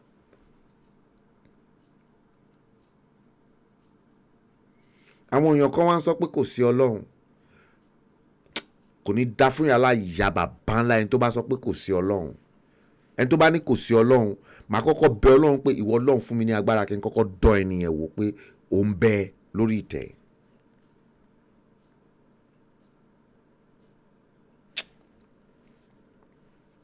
Ayílálá transformer, ǹjẹ́ wọ́n bí NEPA rẹ̀ kó lọ síbẹ̀?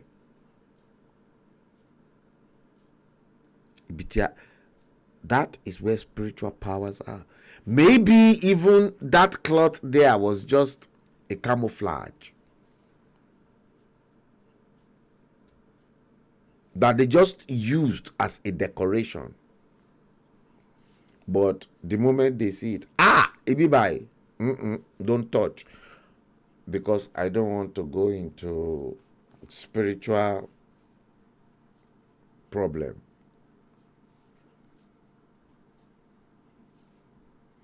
That's the problem you have. Let's move on to the next. Number 4, Burger King in Ibadan. Burger King. One of today, Ibadan. Burger King is now in Ibadan. You won't believe it. Burger King is in Ibadan. Would you believe that? That Burger King is in Ibadan. Watch this. It's coming. Burger King is opening in Ibadan. I'm coming. Let me go and check something.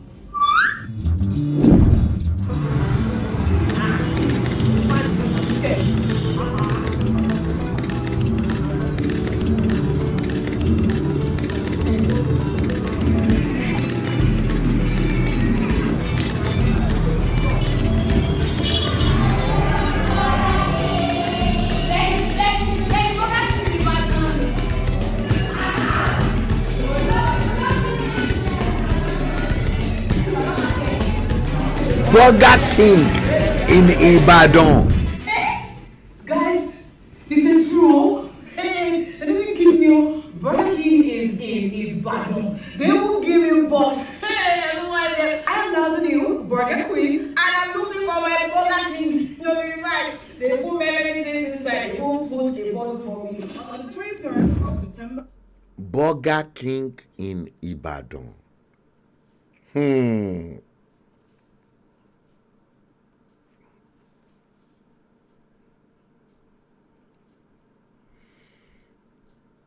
Seyi Makinde has broken a jinx.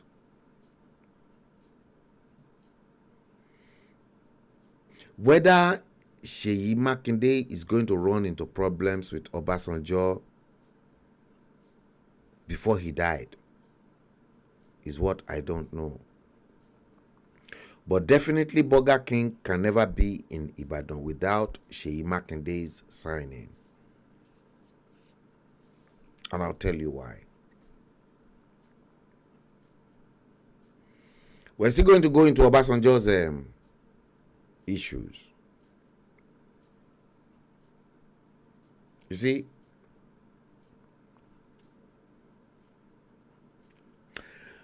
Burger King, they've been trying their very best to come into the Nigerian market. Right all the way from 1999. And I'm telling you this, and I want anybody that is close to Obasanjo or his aides or his Obasanjo himself that will take me up. Just like Obasanjo cannot take me up on June 12th. Like I said, Obasanjo gave military order to Ibrahim Babangida to annul June 12th. And I've got it on tape. From those I interviewed. That said,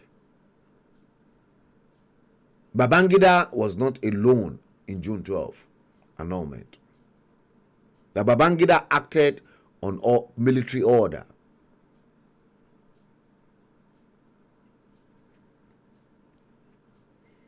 You see, Burger King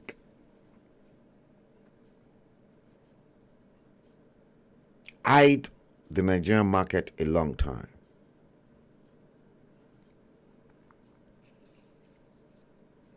And I'll tell you how Obasanjo blocked Burger King in 1999.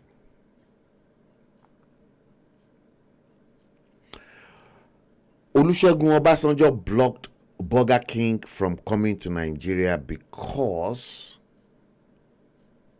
he wanted to sell more of his own chicken from Obasanjo Farms, Nigeria, Temperance Farm, to Kentucky. Fried chicken. So rather than Burger King and the rest of the fast food chain coming to Nigeria, the only fast food chain that Obasanjo's government gave the license to in Nigeria was Kentucky Fried Chicken.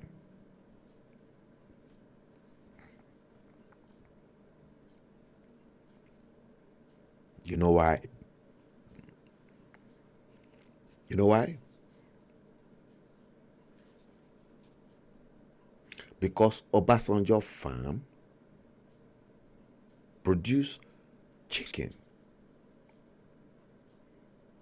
And one of the mandatory requirements for Kentucky Fried Chicken coming to Nigeria was that all the chickens Kentucky Fried Chicken will use for their produce in Nigeria will come from Obasanjo farms.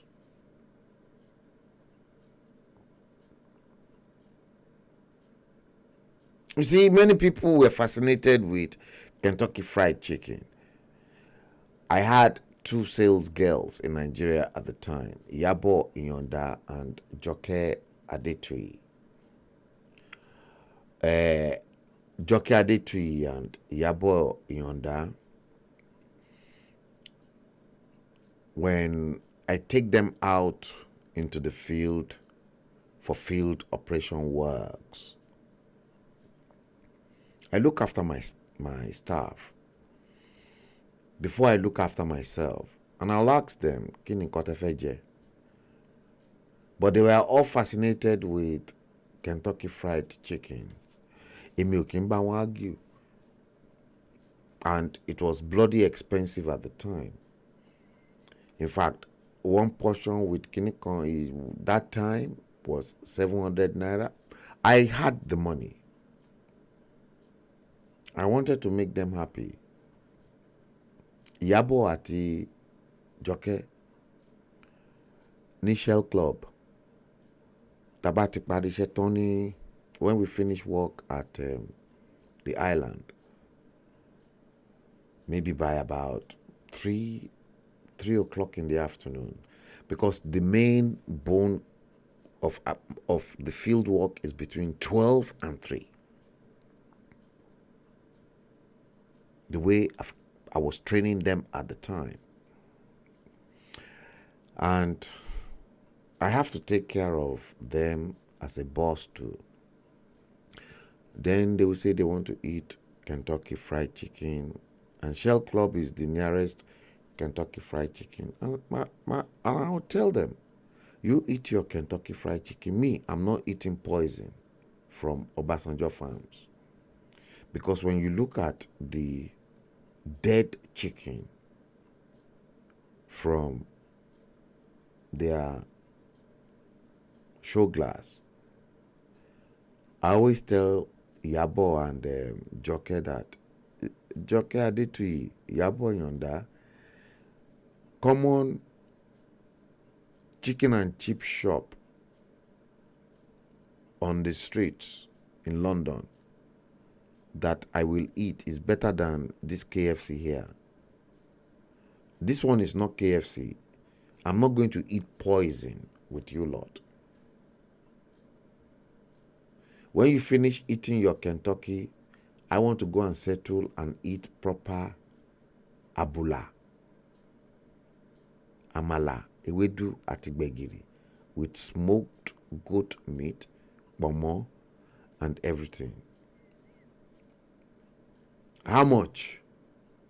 At the time, owó fi jẹ useless junk chicken Obasanjo Farm, only ma fi jẹ rich food from Akerele,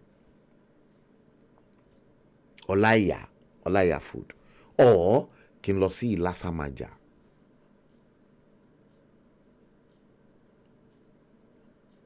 Màá jẹ nǹkan tó wù mí, màá yó àmàlà, àbùlà, gbogbo ẹ̀. Martino, I had already spent a lot of money for them on the useless Obasanjo's chicken from Obasanjo farms. But then, if we get to Amala joint, then they want to eat Amala too. But as a boss, I say, okay, eje. Ṣebí mi ti sọ fún yín pé kẹ́ hold ara yín pé ká kúkú lọ jẹ better organic food than all this chemical food that they are injecting into your intestines, that you don't even know all the chemicals that Obasanjo ó ti gbá gbogbo chicken ẹ̀ tí gbogbo yín tẹ̀ tún máa kó jẹ sínú ara yín. Mo ní, I would rather eat Oyinbo's chemical than Obasanjo's chemical from Obasanjo's farm. So Obasanjo blocked Burger King from coming to Nigeria and gave franchise to Kentucky.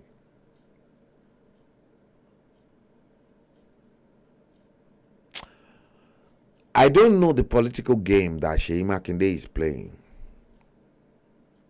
but I'm still going to study Seyi Makinde.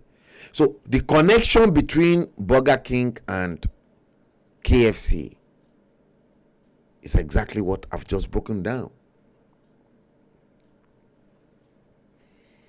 Obasanjo never liked Yoruba nation, never liked any Yoruba person. Let me play you this tape. This next one. I tagged this next tape as Oyinbo farmer.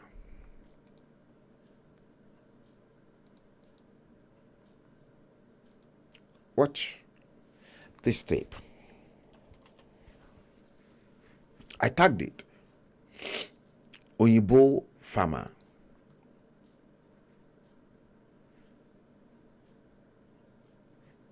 Watch this.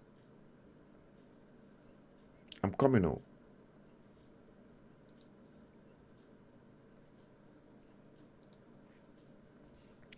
Watch it.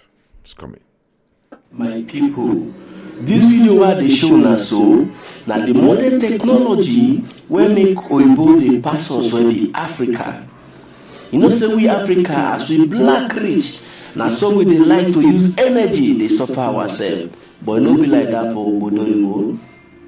Oyibo got all the materials, they get all the machine where they do the work for them, their owner to operate them. The question why I want to ask now be say, it means say our government no fit afford this kind of machine for us. Instead, where they go allow us, they do Jackie work. Now carry this matter come on a table. As you watch this video, I beg me gonna help me share this video. Make this video go meet our country brother and our government. Make they try things the way forward. Instead, where they go allow us, they do Jackie work till we buy from this world.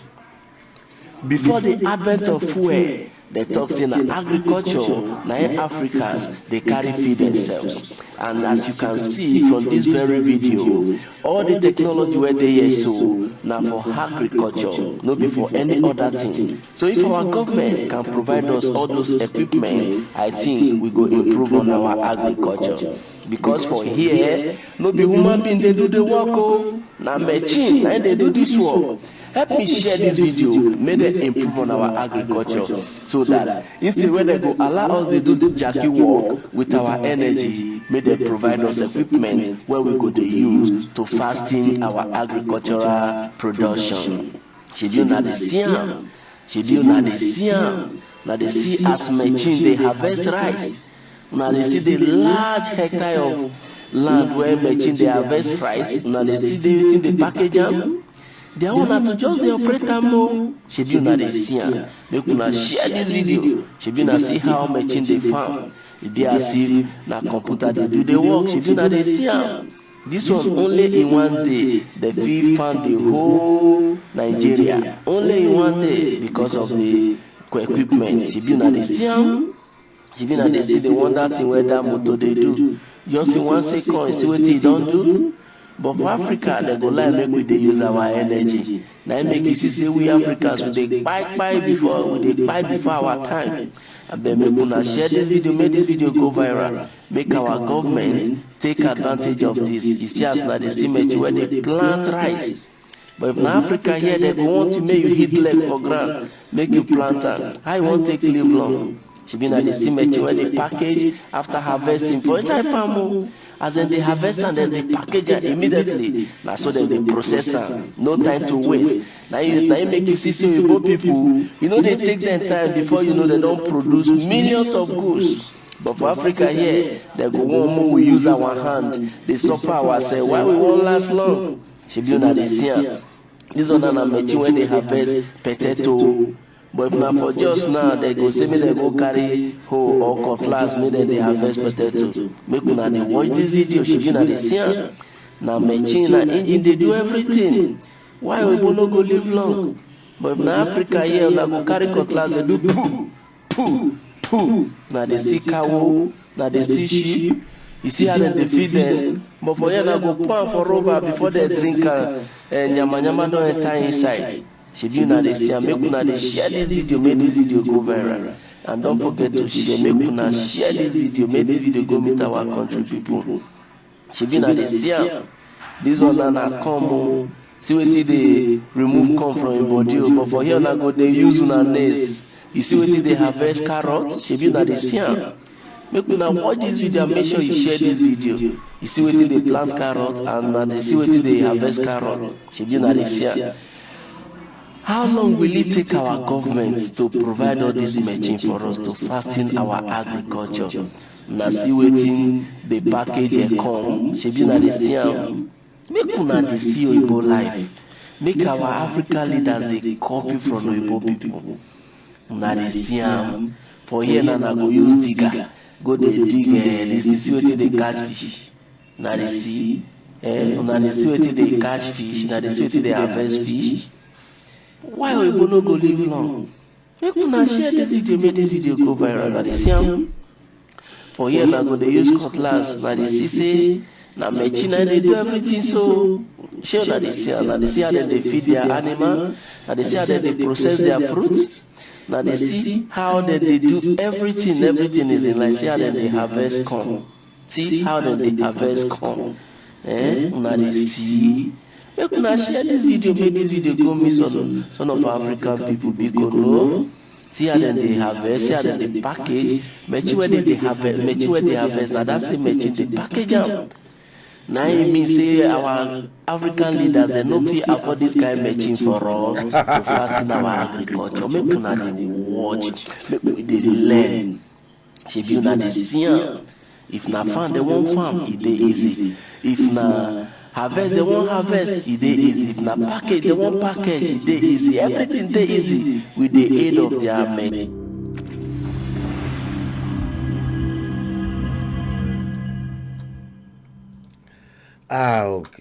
It is my people.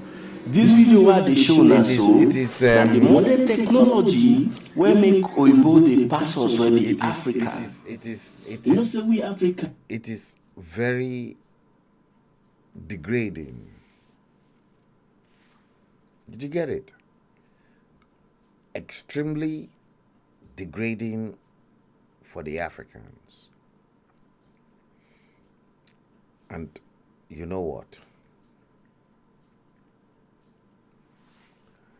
The white people,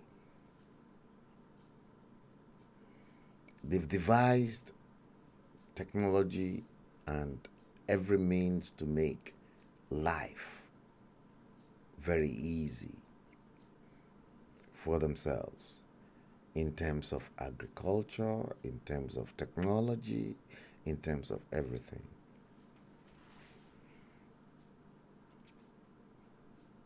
I was talking to somebody earlier on this morning.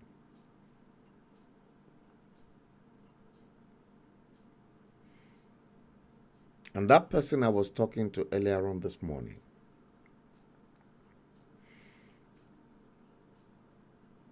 I was vibrating on a very, very high spiritual energy. And the moment I am vibrating on that higher plane of existence, trust me,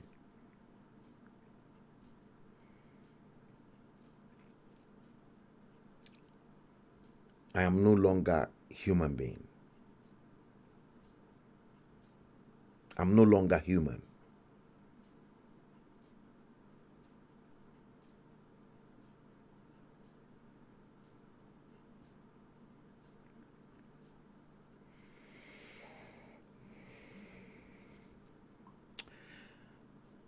In that conversation,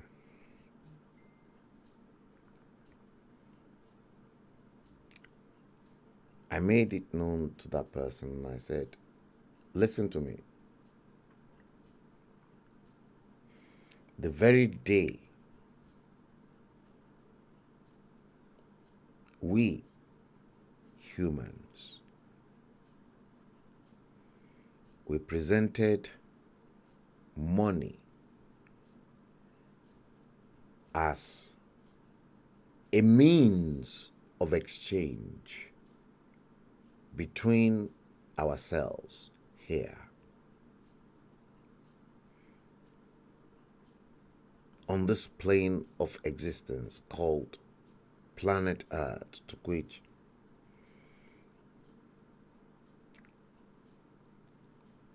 I've outlined that in the book I am trying to put to bed by the end of December this year for the world to read. I said to that person, I said, you know what humans did? They took money to God,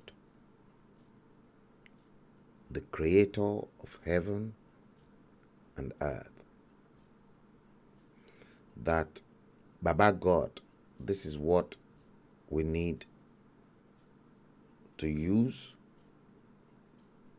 as a means of exchange between us. Here, that is your domain.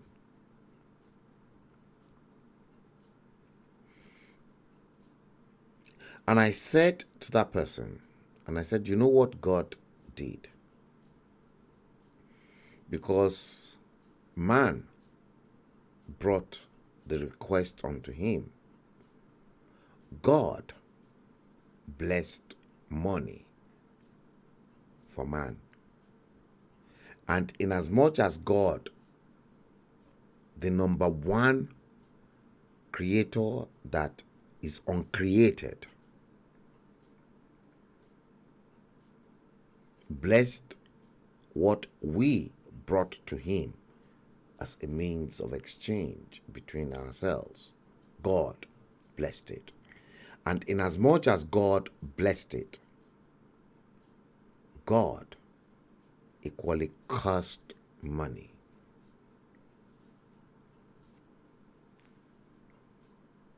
God blessed money because God said, if this is what you want, then let this money flow round as the world revolves.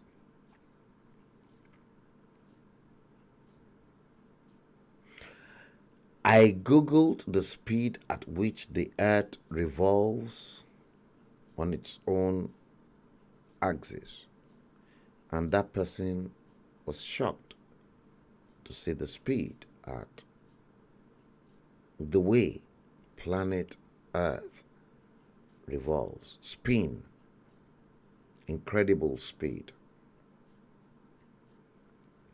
God then cursed money and then said, because the world is not static, planet Earth is not static, it goes round.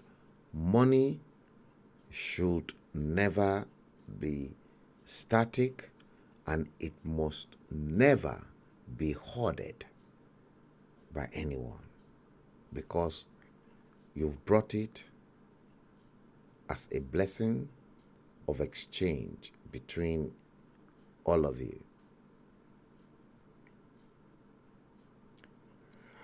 Then I went a little bit deeper to now spell to that person. I said, did you know why the color of the dollar is green? The person said no. I then broke it out to that person, the spiritual color of the US dollars being green. And I said, listen, why do you think the dollar is green, just one color? That person said, no, I don't know. I said, because you don't know, because I told people that the world is run in symbols and in code. Dollar is green because the US dollar, the color of that green in the US dollars represented the earth. Everything that grows from the earth. And everything that is green is vegetation. That is why the dollars is the international currency of the world. And that's why the color of the dollar, from the $1 to the most extensive dollar, the $1,000 bill that is very rare. The closest one you can see that is common is $100. But there is the $1,000 bill. You can't find that. Everything in green. I said it is because the earth, Ile, provides the vegetation that we all have to live on. Does that mean that the white people are far more closer to God than us? Does that mean that the white race are so conversant in negotiating business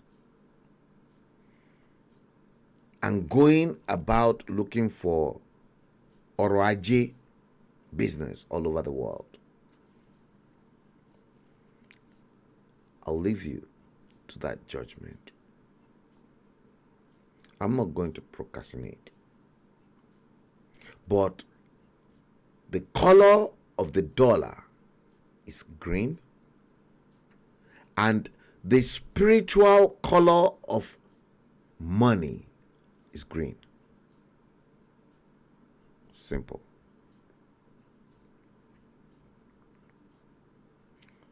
The spiritual color of money, let me repeat it to you, is green. Green. Green signifies everything that grows beneath the earth into the open. The vegetation. That is why the dollar is green. And there's no currency. I'm not an American. And there is no other currency that will beat that currency. They know how to play the game. It is the new world order game. But God has got a plan. America will have to change its own ways to be dominant and to then change their own approach towards Africa before they can make it. America must desist from supporting the LGBTQ plus or whatever they want to call it.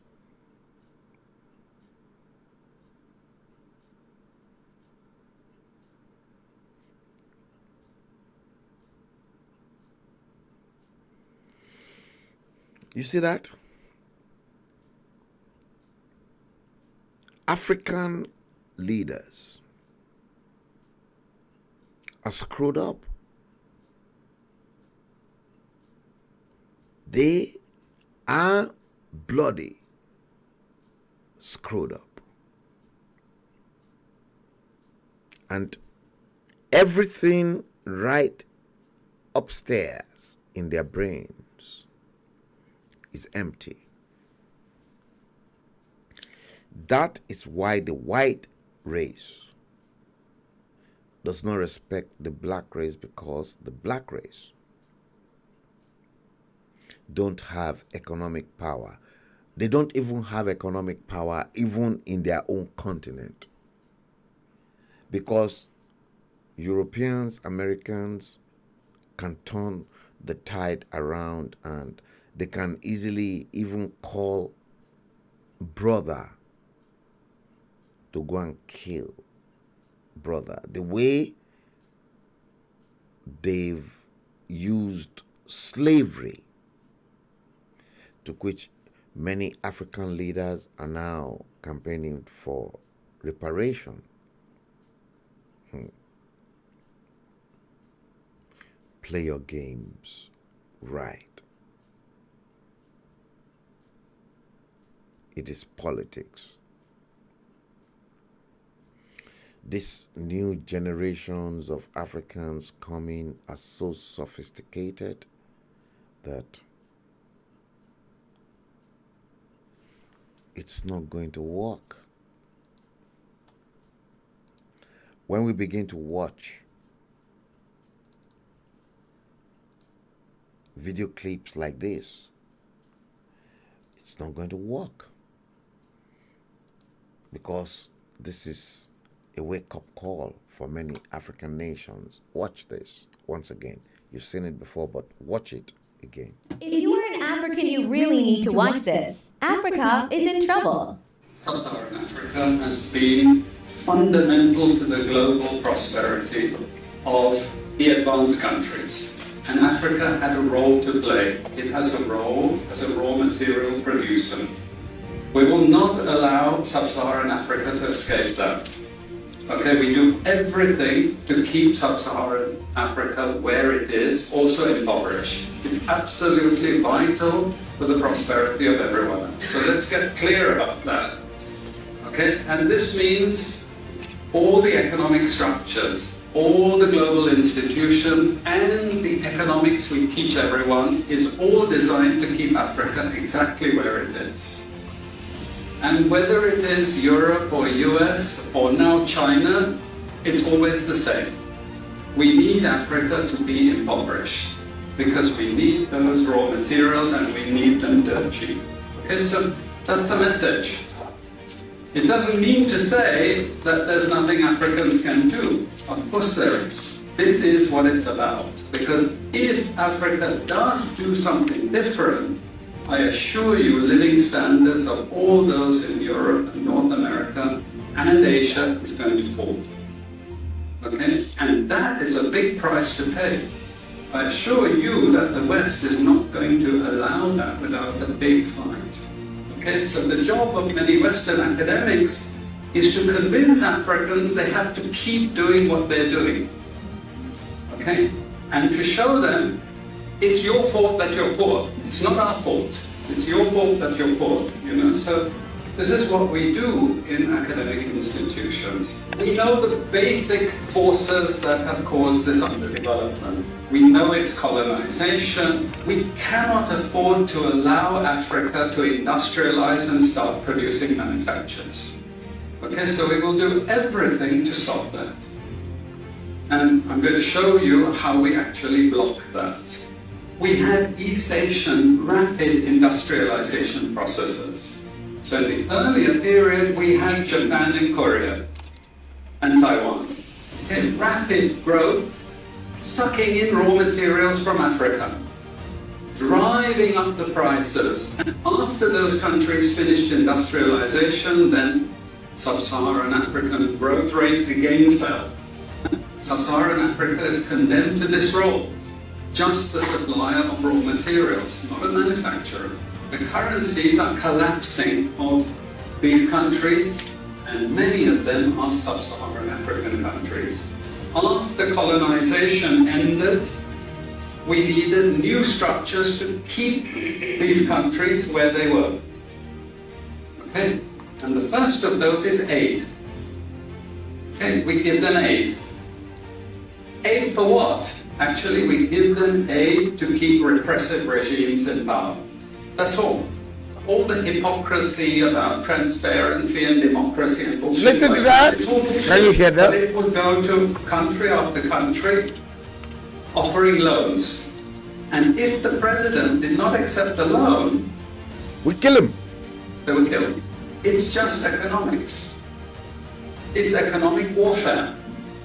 The rich declare war on the poor. It happens everywhere. It happens in a country. The rich control the government. Of course they do. You really believe you have democracy? Come on. You know, I mean, grow up. Who has all the subsidies and income support? US, Europe. The largest budgets in the world for supporting their farmers are Europe and US. You see, we're keeping them dependent. We're keeping them on a string. This next round of the WTO is designed to block that. To block anyone else. Oh. If you were an African...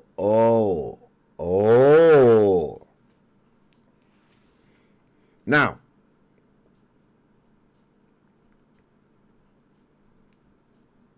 if you compare that with the initial video I played earlier on about the economic power of the black race. The black race, forget about it.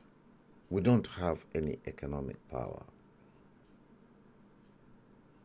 So we cannot determine political power.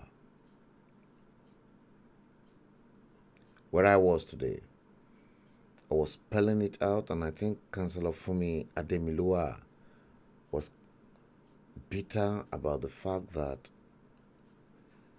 some other nationalities from other parts of the world, they came to England, they bought some buildings and so on and so forth next to her, that why can't we Africans do the same?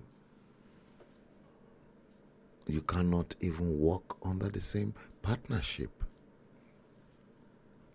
Partnership doesn't work with the African people. Partnership, they will destroy themselves spiritually with voodoo.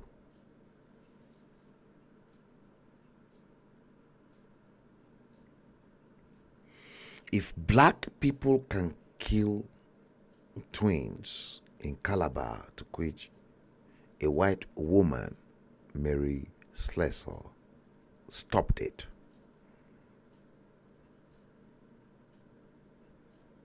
that showed to me that the black race is a cursed race. The black race needed to be uncrossed, needed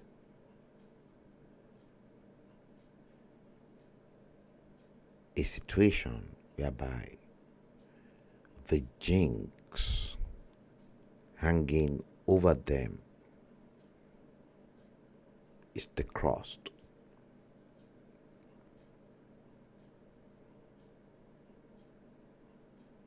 That's the problem.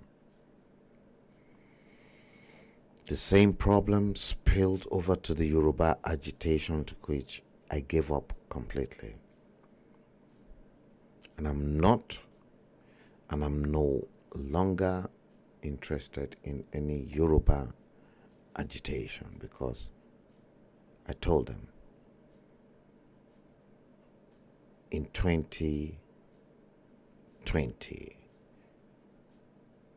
when I saw the fraud, that the agitation in Yoruba land is becoming a farce,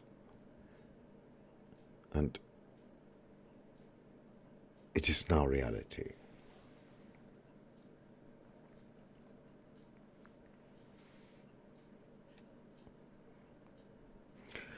Let's go into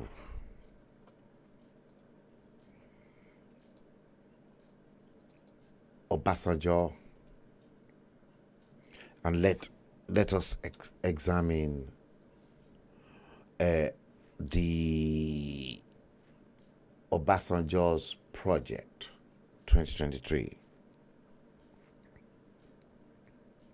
I want you to watch this very carefully with me, because I want to point out something, because I'm not really done yet with OBJ. I'm not done with him.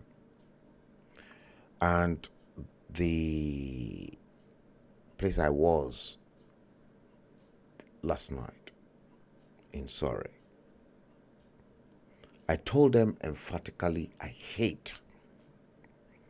made my stand known that I hate so passionately Olusegun Obasanjo. Watch this video clip and then I'll talk to you about it. Watch it.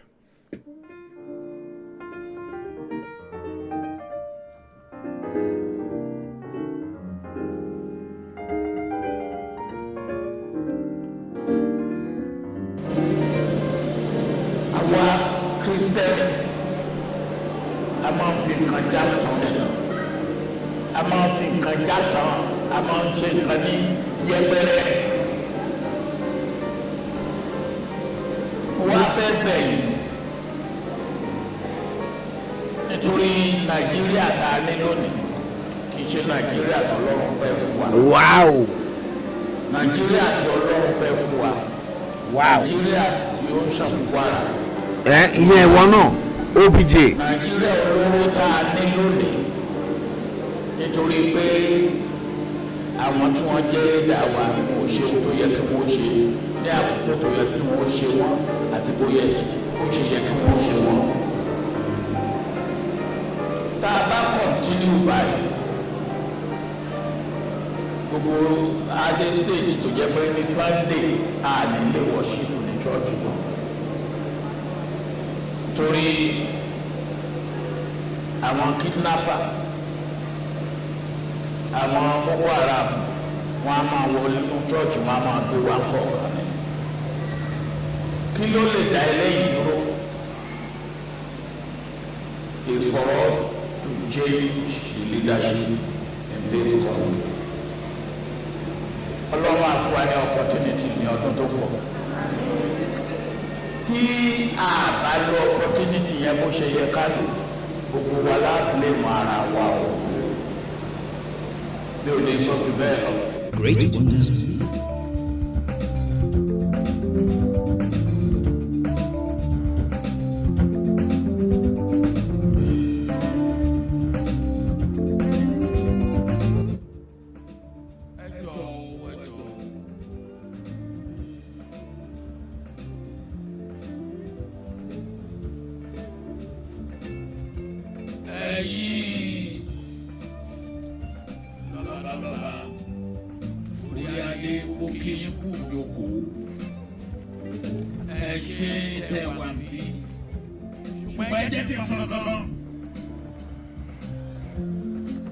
tí gómìnà bá wà tàbí president bá wà òfin ọba náà ó láti dìde fún gómìnà tàbí president ẹ dìde.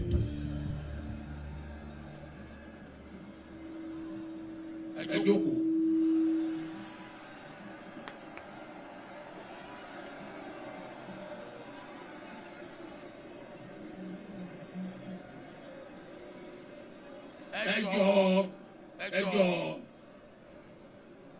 Look at his mouth.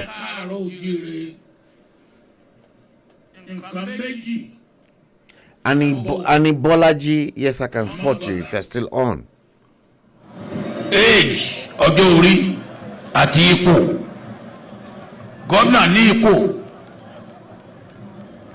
Tójú tí ẹ ní ọba lọ. Nígbà tó bá ṣe gómìnà. Tí ó bá ṣe gómìnà mọ́. Even nígbà tí mo ṣe president, mo ń dọ̀bálẹ̀ fọba. Ṣùgbọ́n tí n bá wọ yàrá, ọba ó dọ̀bálẹ̀ fún mi.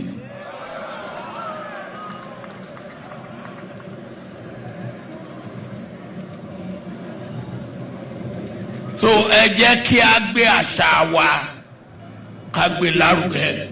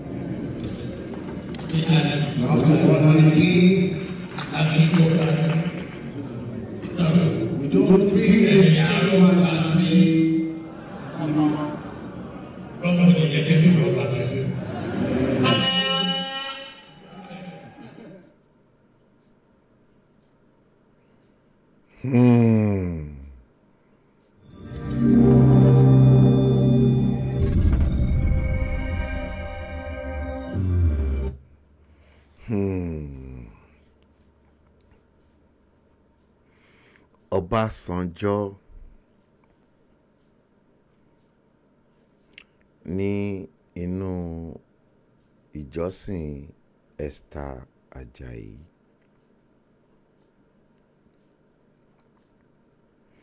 Ẹ rí pé ọ̀rọ̀ náà ó ní ẹ̀tíkẹ́.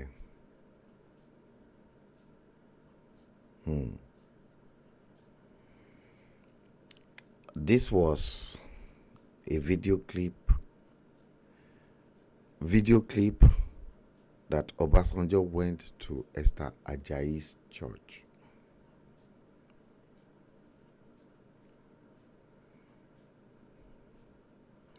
The same Obasanjo that disgraced Obas is saying. And as a matter of fact,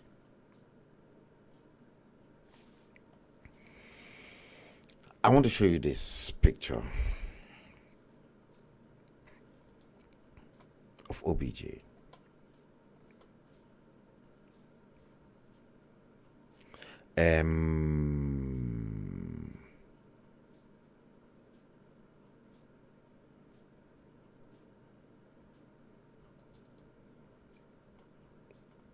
Okay, hold on, guys. Let me just get this, yes. And then let me bring in this one. I want to bring in Obasanjo's details.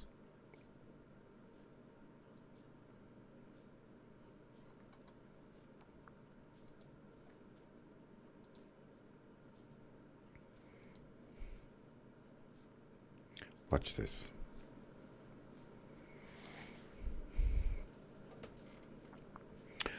Obasanjo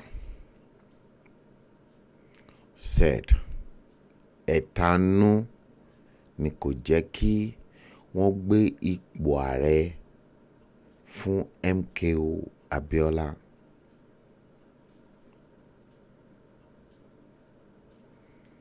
You can see the source, bbc.com.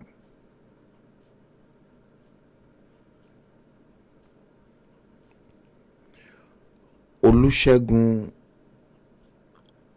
Obasanjo, that I questioned whether he's a Yoruba man, because I don't consider Obasanjo as a Yoruba man. Obasanjo, unlike MKO, Obasanjo is a bastard.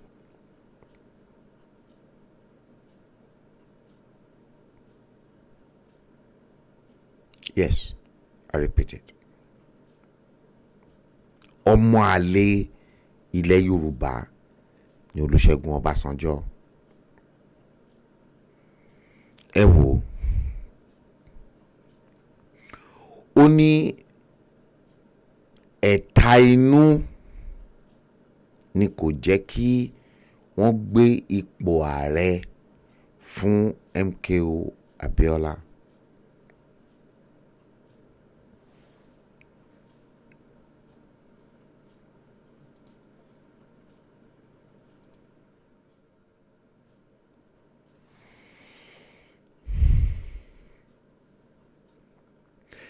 Ṣé ẹ rí pé ọ̀rọ̀ náà ó tóbi ju ẹnu Ọbásanjọ́ lọ? Ó tóbi ju ẹnu ẹ lọ.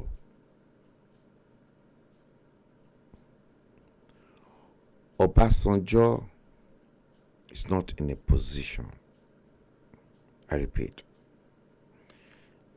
if I'm going to die in the course of this, so let it be.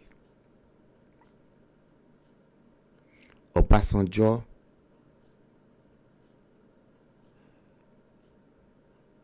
is a vagabond, a vindictive womanizer.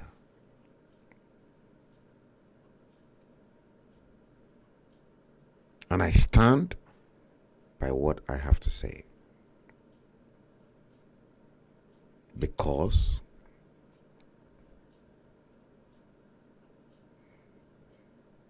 Obasanjo,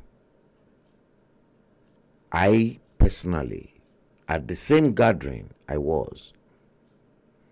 told them there's no journalist in the whole of Nigeria that used his money to investigate June 12 annulment.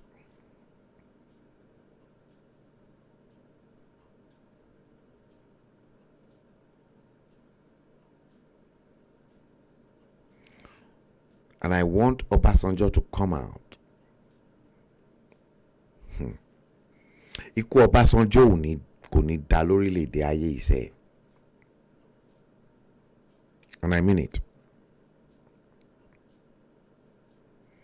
And time after time,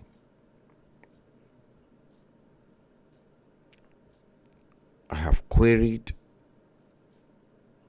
Ibrahim Babangida that IBB don't carry the shoulders and the burdens of other people over you. And I mean it.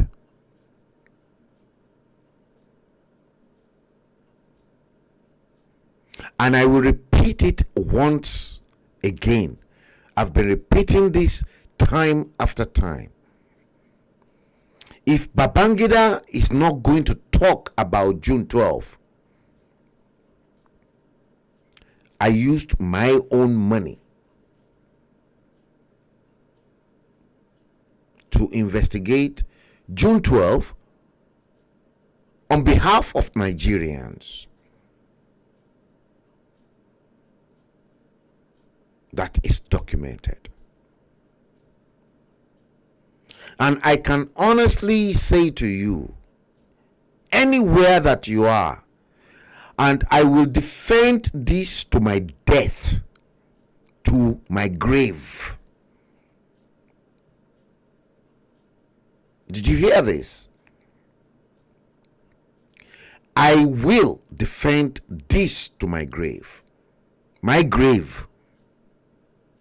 That Olusegun Obasanjo gave Ibrahim Badamasi Babangida the military order not to hand over power to a womanizer. MKO Abiola.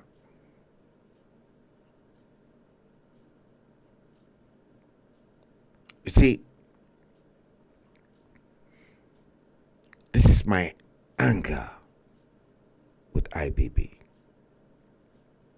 I'm angry with Ibrahim Babangida.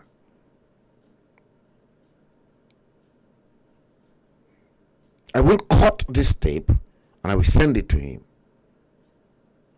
via his spokesman,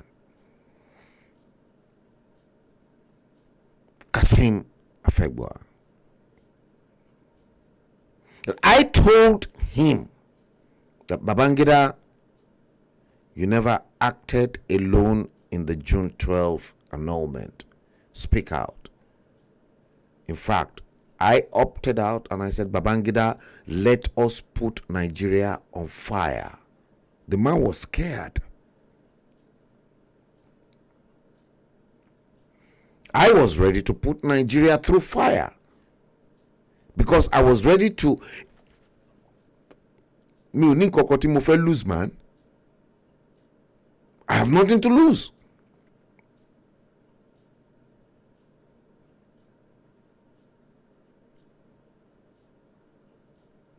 Because for me, truth has to prevail. And I wanted to stop IBB. Yes, I wanted to stop him from carrying onto his own shoulder the burdens that Nigeria created for him.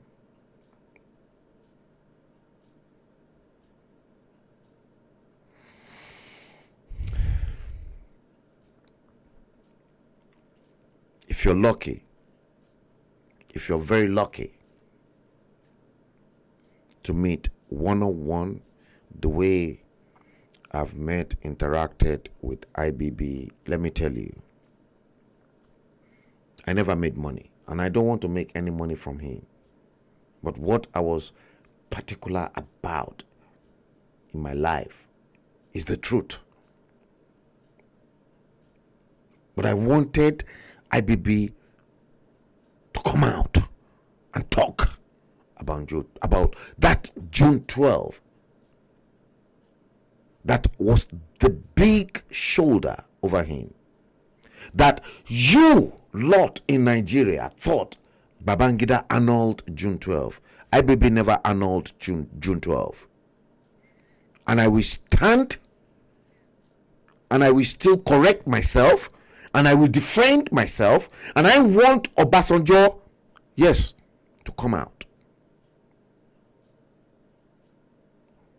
to defend himself about the saga of the issue of the June 12 annulment. I want Obasanjo to come out to now tell the whole world that he never gave Ibrahim Babangida the military order to annul June 12.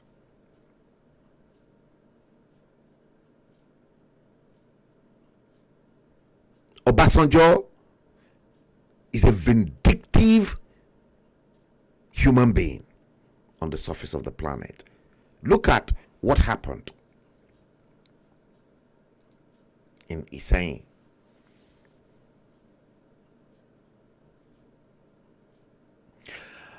Let me tell you, when Obasanjo was the military head of state,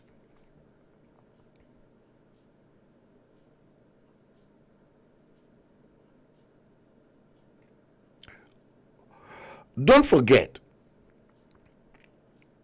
Obasanjo forcefully acquired 100 acres of land in Iseyin, just like he acquired other land illegally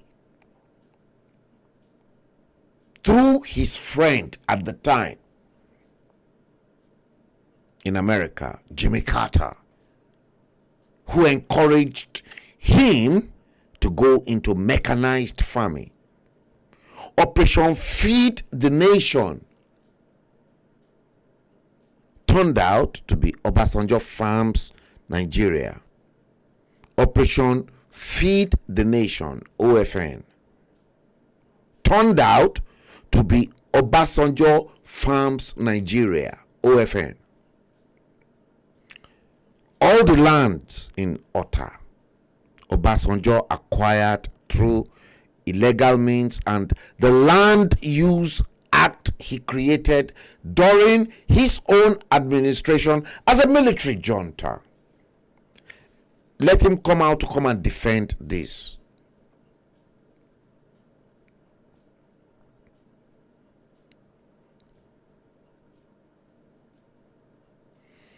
And if you think you are an Obasanjo person, come for me. Come for me physically, come for me spiritually. I don't care. I have nothing to lose anymore. But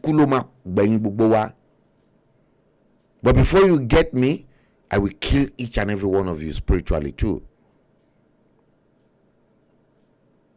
I will show you the stuff I'm made of. I'm not afraid of death. At this stage of my life, forget it.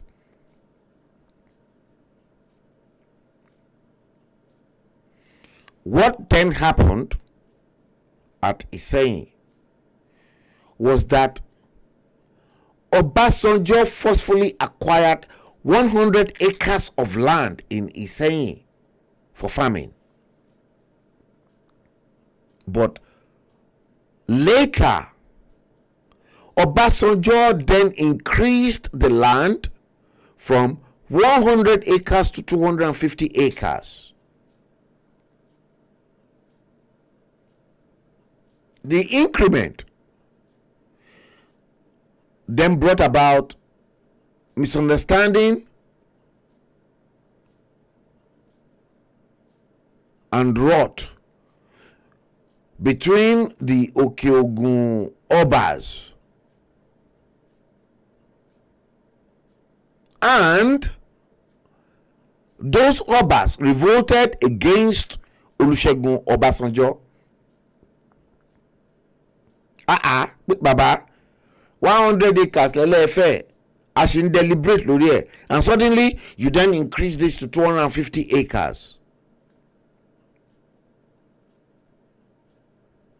So, because of the increment from 100 acres to 250 acres, all those kings revolted against Obasanjo.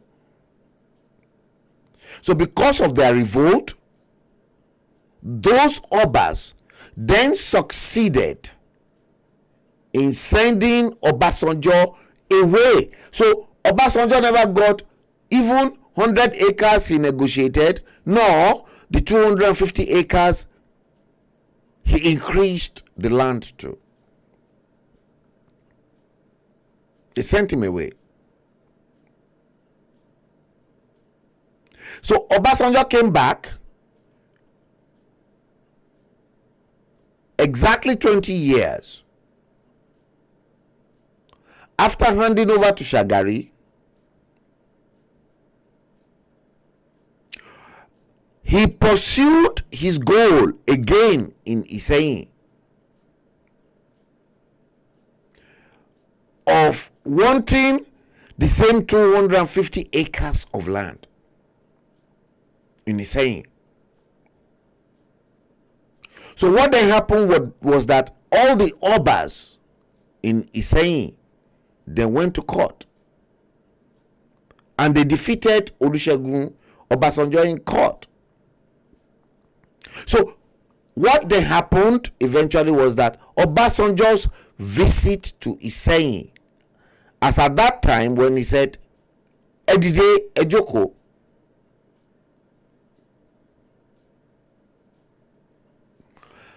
that visit gave Obasanjo the opportunity to throw a jab at those Obas. But Obasanjo knew the qualities of the Obas that were there.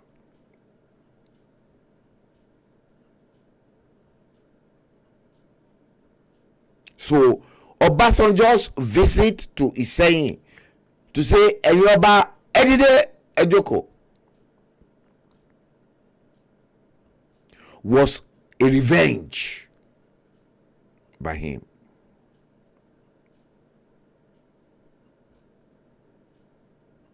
Revenge.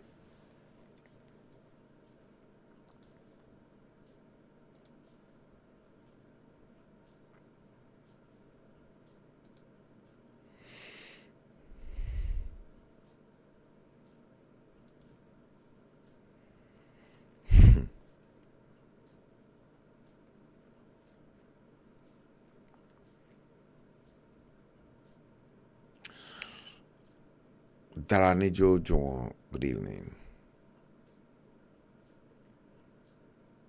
A revenge.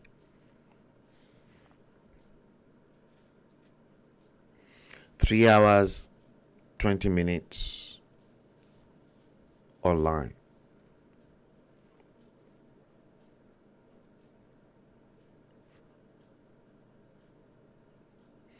Yes.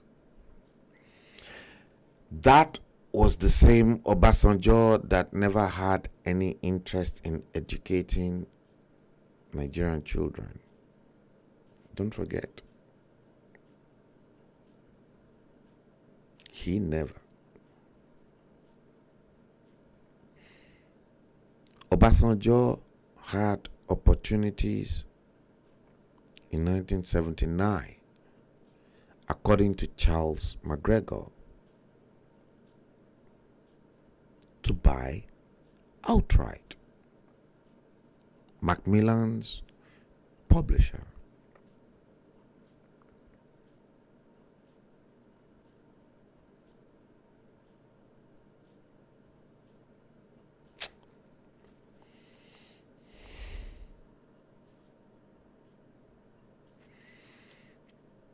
Ikú Ọbásanjọ́ ò ní dá.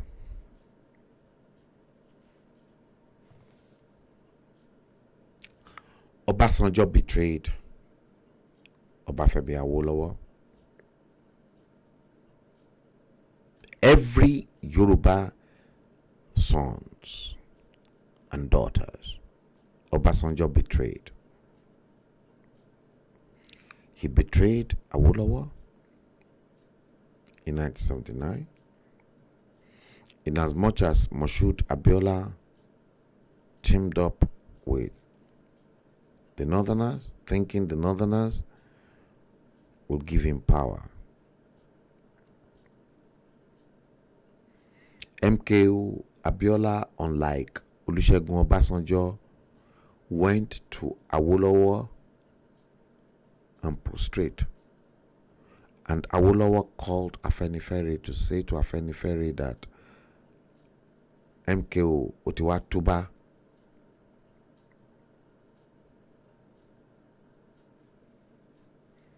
Ọbásanjọ́ ò túbá,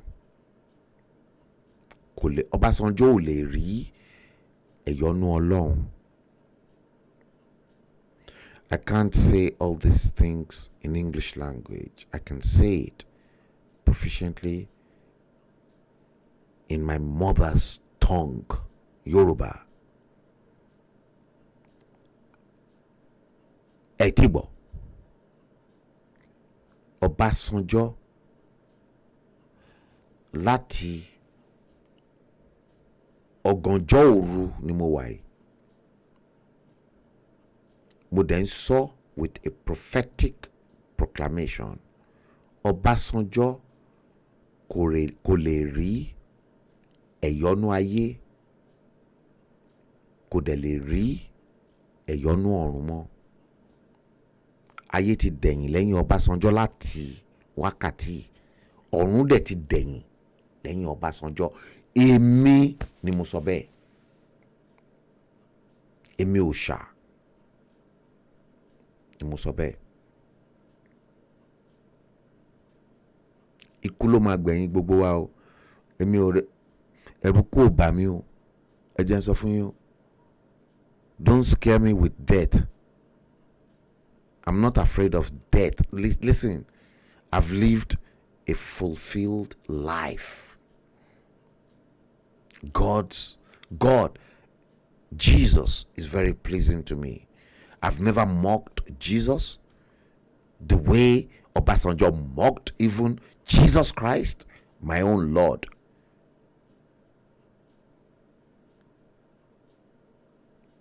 Jesus is my Lord.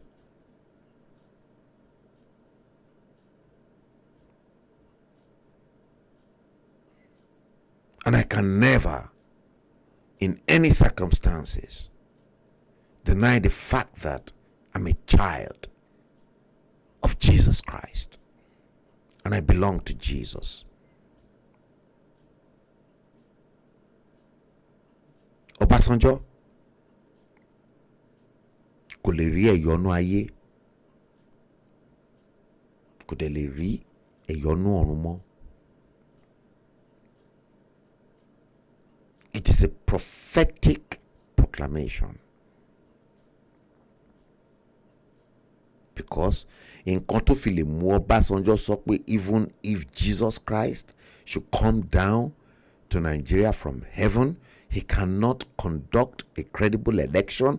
Kò ní dá fún yàrá yẹn tó sọ̀rọ̀ ọ̀rọ̀ bẹ́ẹ̀. Ọbásanjọ́ ká dá fún ẹ.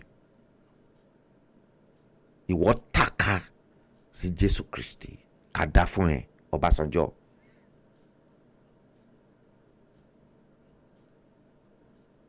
Kíkéré lábẹ́rẹ́ kéré o, kì í ṣe mímì fún adìyẹ. Mo kéré sí ẹ, Olúṣẹ́gun Ọbásanjọ́. Mi ń ṣẹran ẹ.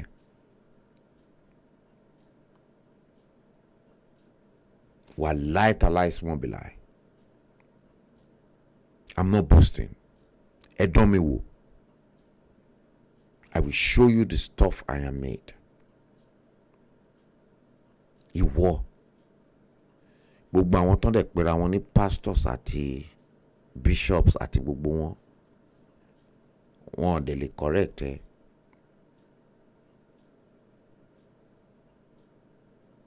And you had the audacity to make that gaffe, to blaspheme against my own Lord, Jesus Christ. Ó ti bẹ̀rẹ̀ sí ní ṣiṣẹ́ bàbá ẹ̀.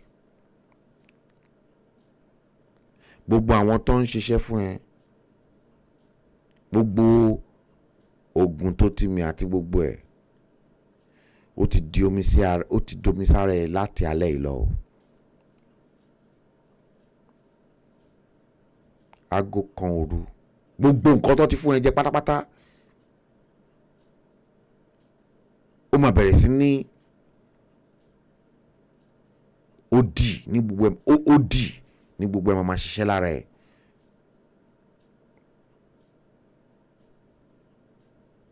Gbogbo nǹkan kí nǹkan tí wọ́n lè ti fún ẹ jẹ, wípé wọ́n sọ ẹ́ di alágbára èèyàn lórílẹ̀‐èdè ayé, gbogbo ẹ̀ ó ti di omi sí ẹ ní ara, Olúṣẹ́gun Ọbásanjọ́. Ìwọ ni mo fẹ́ bá fà á ní ọ̀tẹ̀, because ìwọ gangan ni problem Nigeria. Ó ti domi sí ẹ ní ara. Èmi ò sí ní Nigeria, tó bá dẹ̀ sọ fún wọn pé kán wá gbé mi ní UK ó yá ẹ jẹ́ á bẹ̀rẹ̀ sí ní fà. Ṣùgbọ́n gbogbo iṣẹ́ tó wà ní ara ẹ̀ pátápátá ó ti di omi ní àti alẹ́ ìlọ Olúṣẹ́gun Ọbásanjọ́.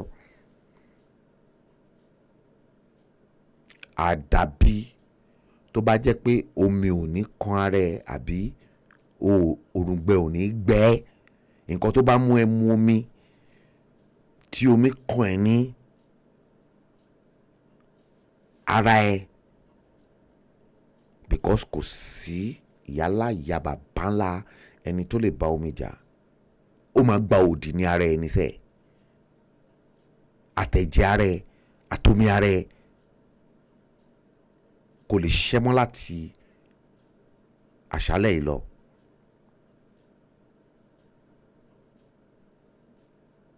Gbogbo omi tó wà lára ẹ àtẹ̀jẹ̀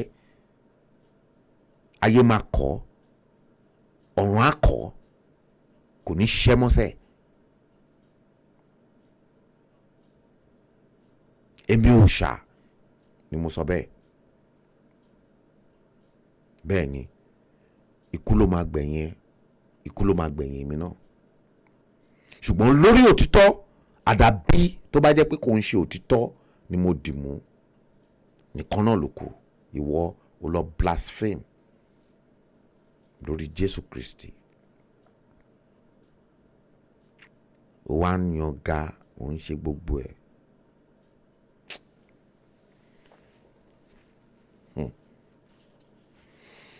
Mi ò bẹ̀rù kú o. Bàbá ẹ má mu omi mọ́. Ẹ má dẹ̀ jẹ́ kí omi kó kan ara yín. So long as tó bá ti jẹ́ pé omi water is life. Omi yẹn òun ló máa gba ẹ̀jẹ̀ ní ara yín. I swear. It is a spiritual battle. Mi ò gbé Nàìjíríà o. Mi ò dẹ̀ ní interest in Nàìjíríà. Ẹ wò mí dáadáa. Èmi mo jó pálí yín níná. Bó ṣe dùn mí tó. Torí pé kí ni àbá mi ó ti bẹ̀rẹ̀ sí ní jà láti orí Gowon. Ìlú Nàìjíríà ò ní ojú ẹ lè tó. Ẹ dẹ̀ fẹ́ jẹ́ kí irú èmi yìí at this age gbogbo yín ẹ dẹ̀ ń sọ pé àwa ni leaders of tomorrow. Ìwọ dẹ̀ ṣì ń pè rẹ ní leaders. Ká dá fún ẹ man. Ká dá fún gbogbo yín. Ǹjẹ́ ẹ rí Babangida Abdulsalam tó tiẹ̀ tó jẹ́ junior officers tí yín ǹjẹ́ rí gbogbo wọn kán wà lójú ọpọ́n? How come it is you Ọbásanjọ́? How come you are the bane of the problem of Nigeria Ọbásanjọ́?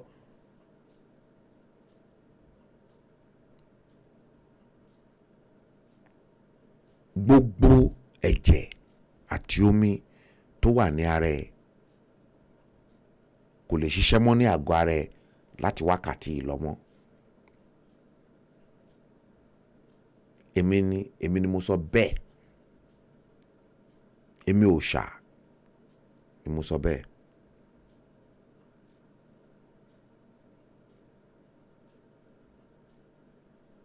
Gbogbo ẹ̀jẹ̀ tó wà ní ara ẹ̀ àti omi ara ẹ̀ àti fi rúbọ.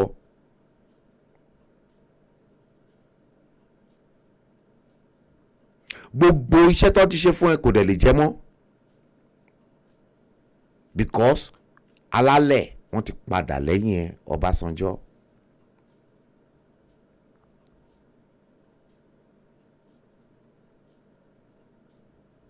Mi ní sọ nǹkan tí mo sọ ní àná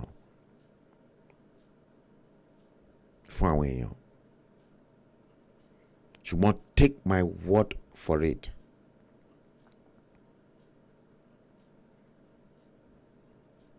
You don't know who I am. Kíkéré lábẹ́rẹ́ kéré kì í ṣe mímì fún adìyẹ. Àdàbí tó bá jẹ́ pé ìjọ ọmọ aráyé mi kò sí ní kókó àyà mi. Àníṣe, mo tún repeat ẹ̀. Ẹ̀jẹ̀ ara ẹ̀ Olúṣẹ́gun Ọbásanjọ́ àtomi ara ẹ̀ ó ti gbòdì lára ẹ̀ láti wákàtí lọ.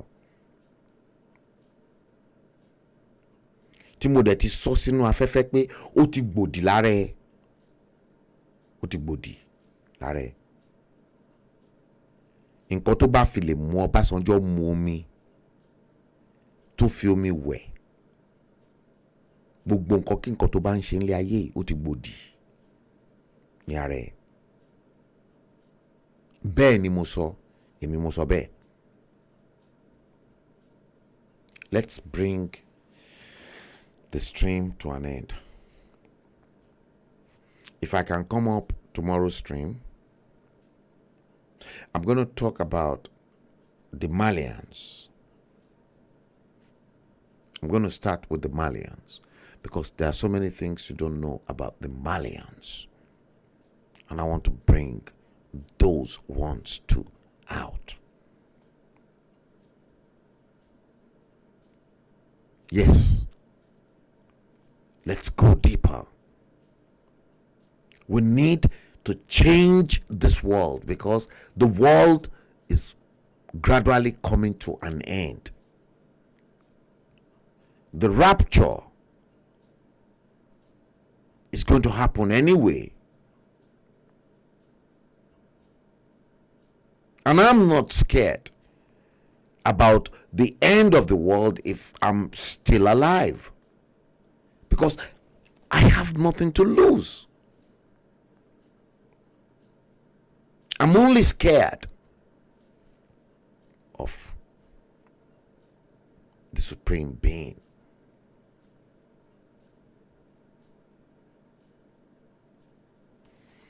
Guys,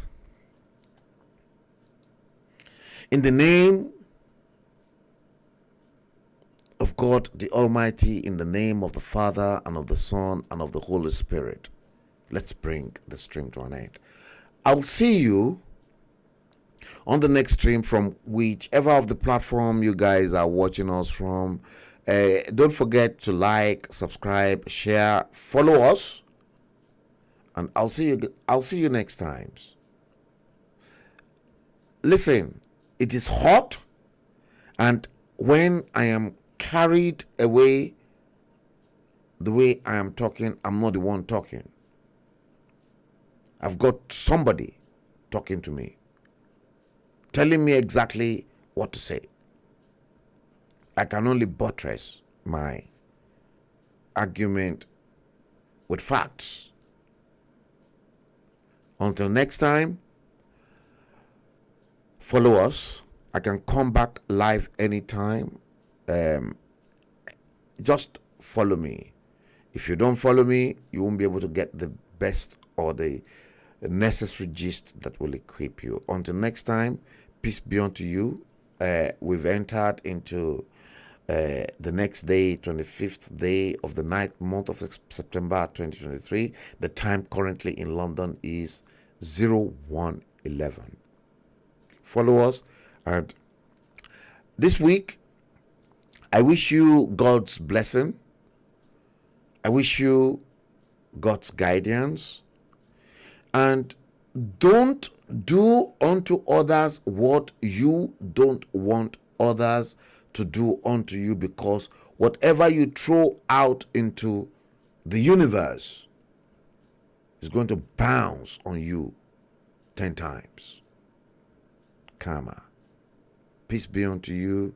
I wish you joy, love, and happiness. Until next time. Peace and God blessing. Good night.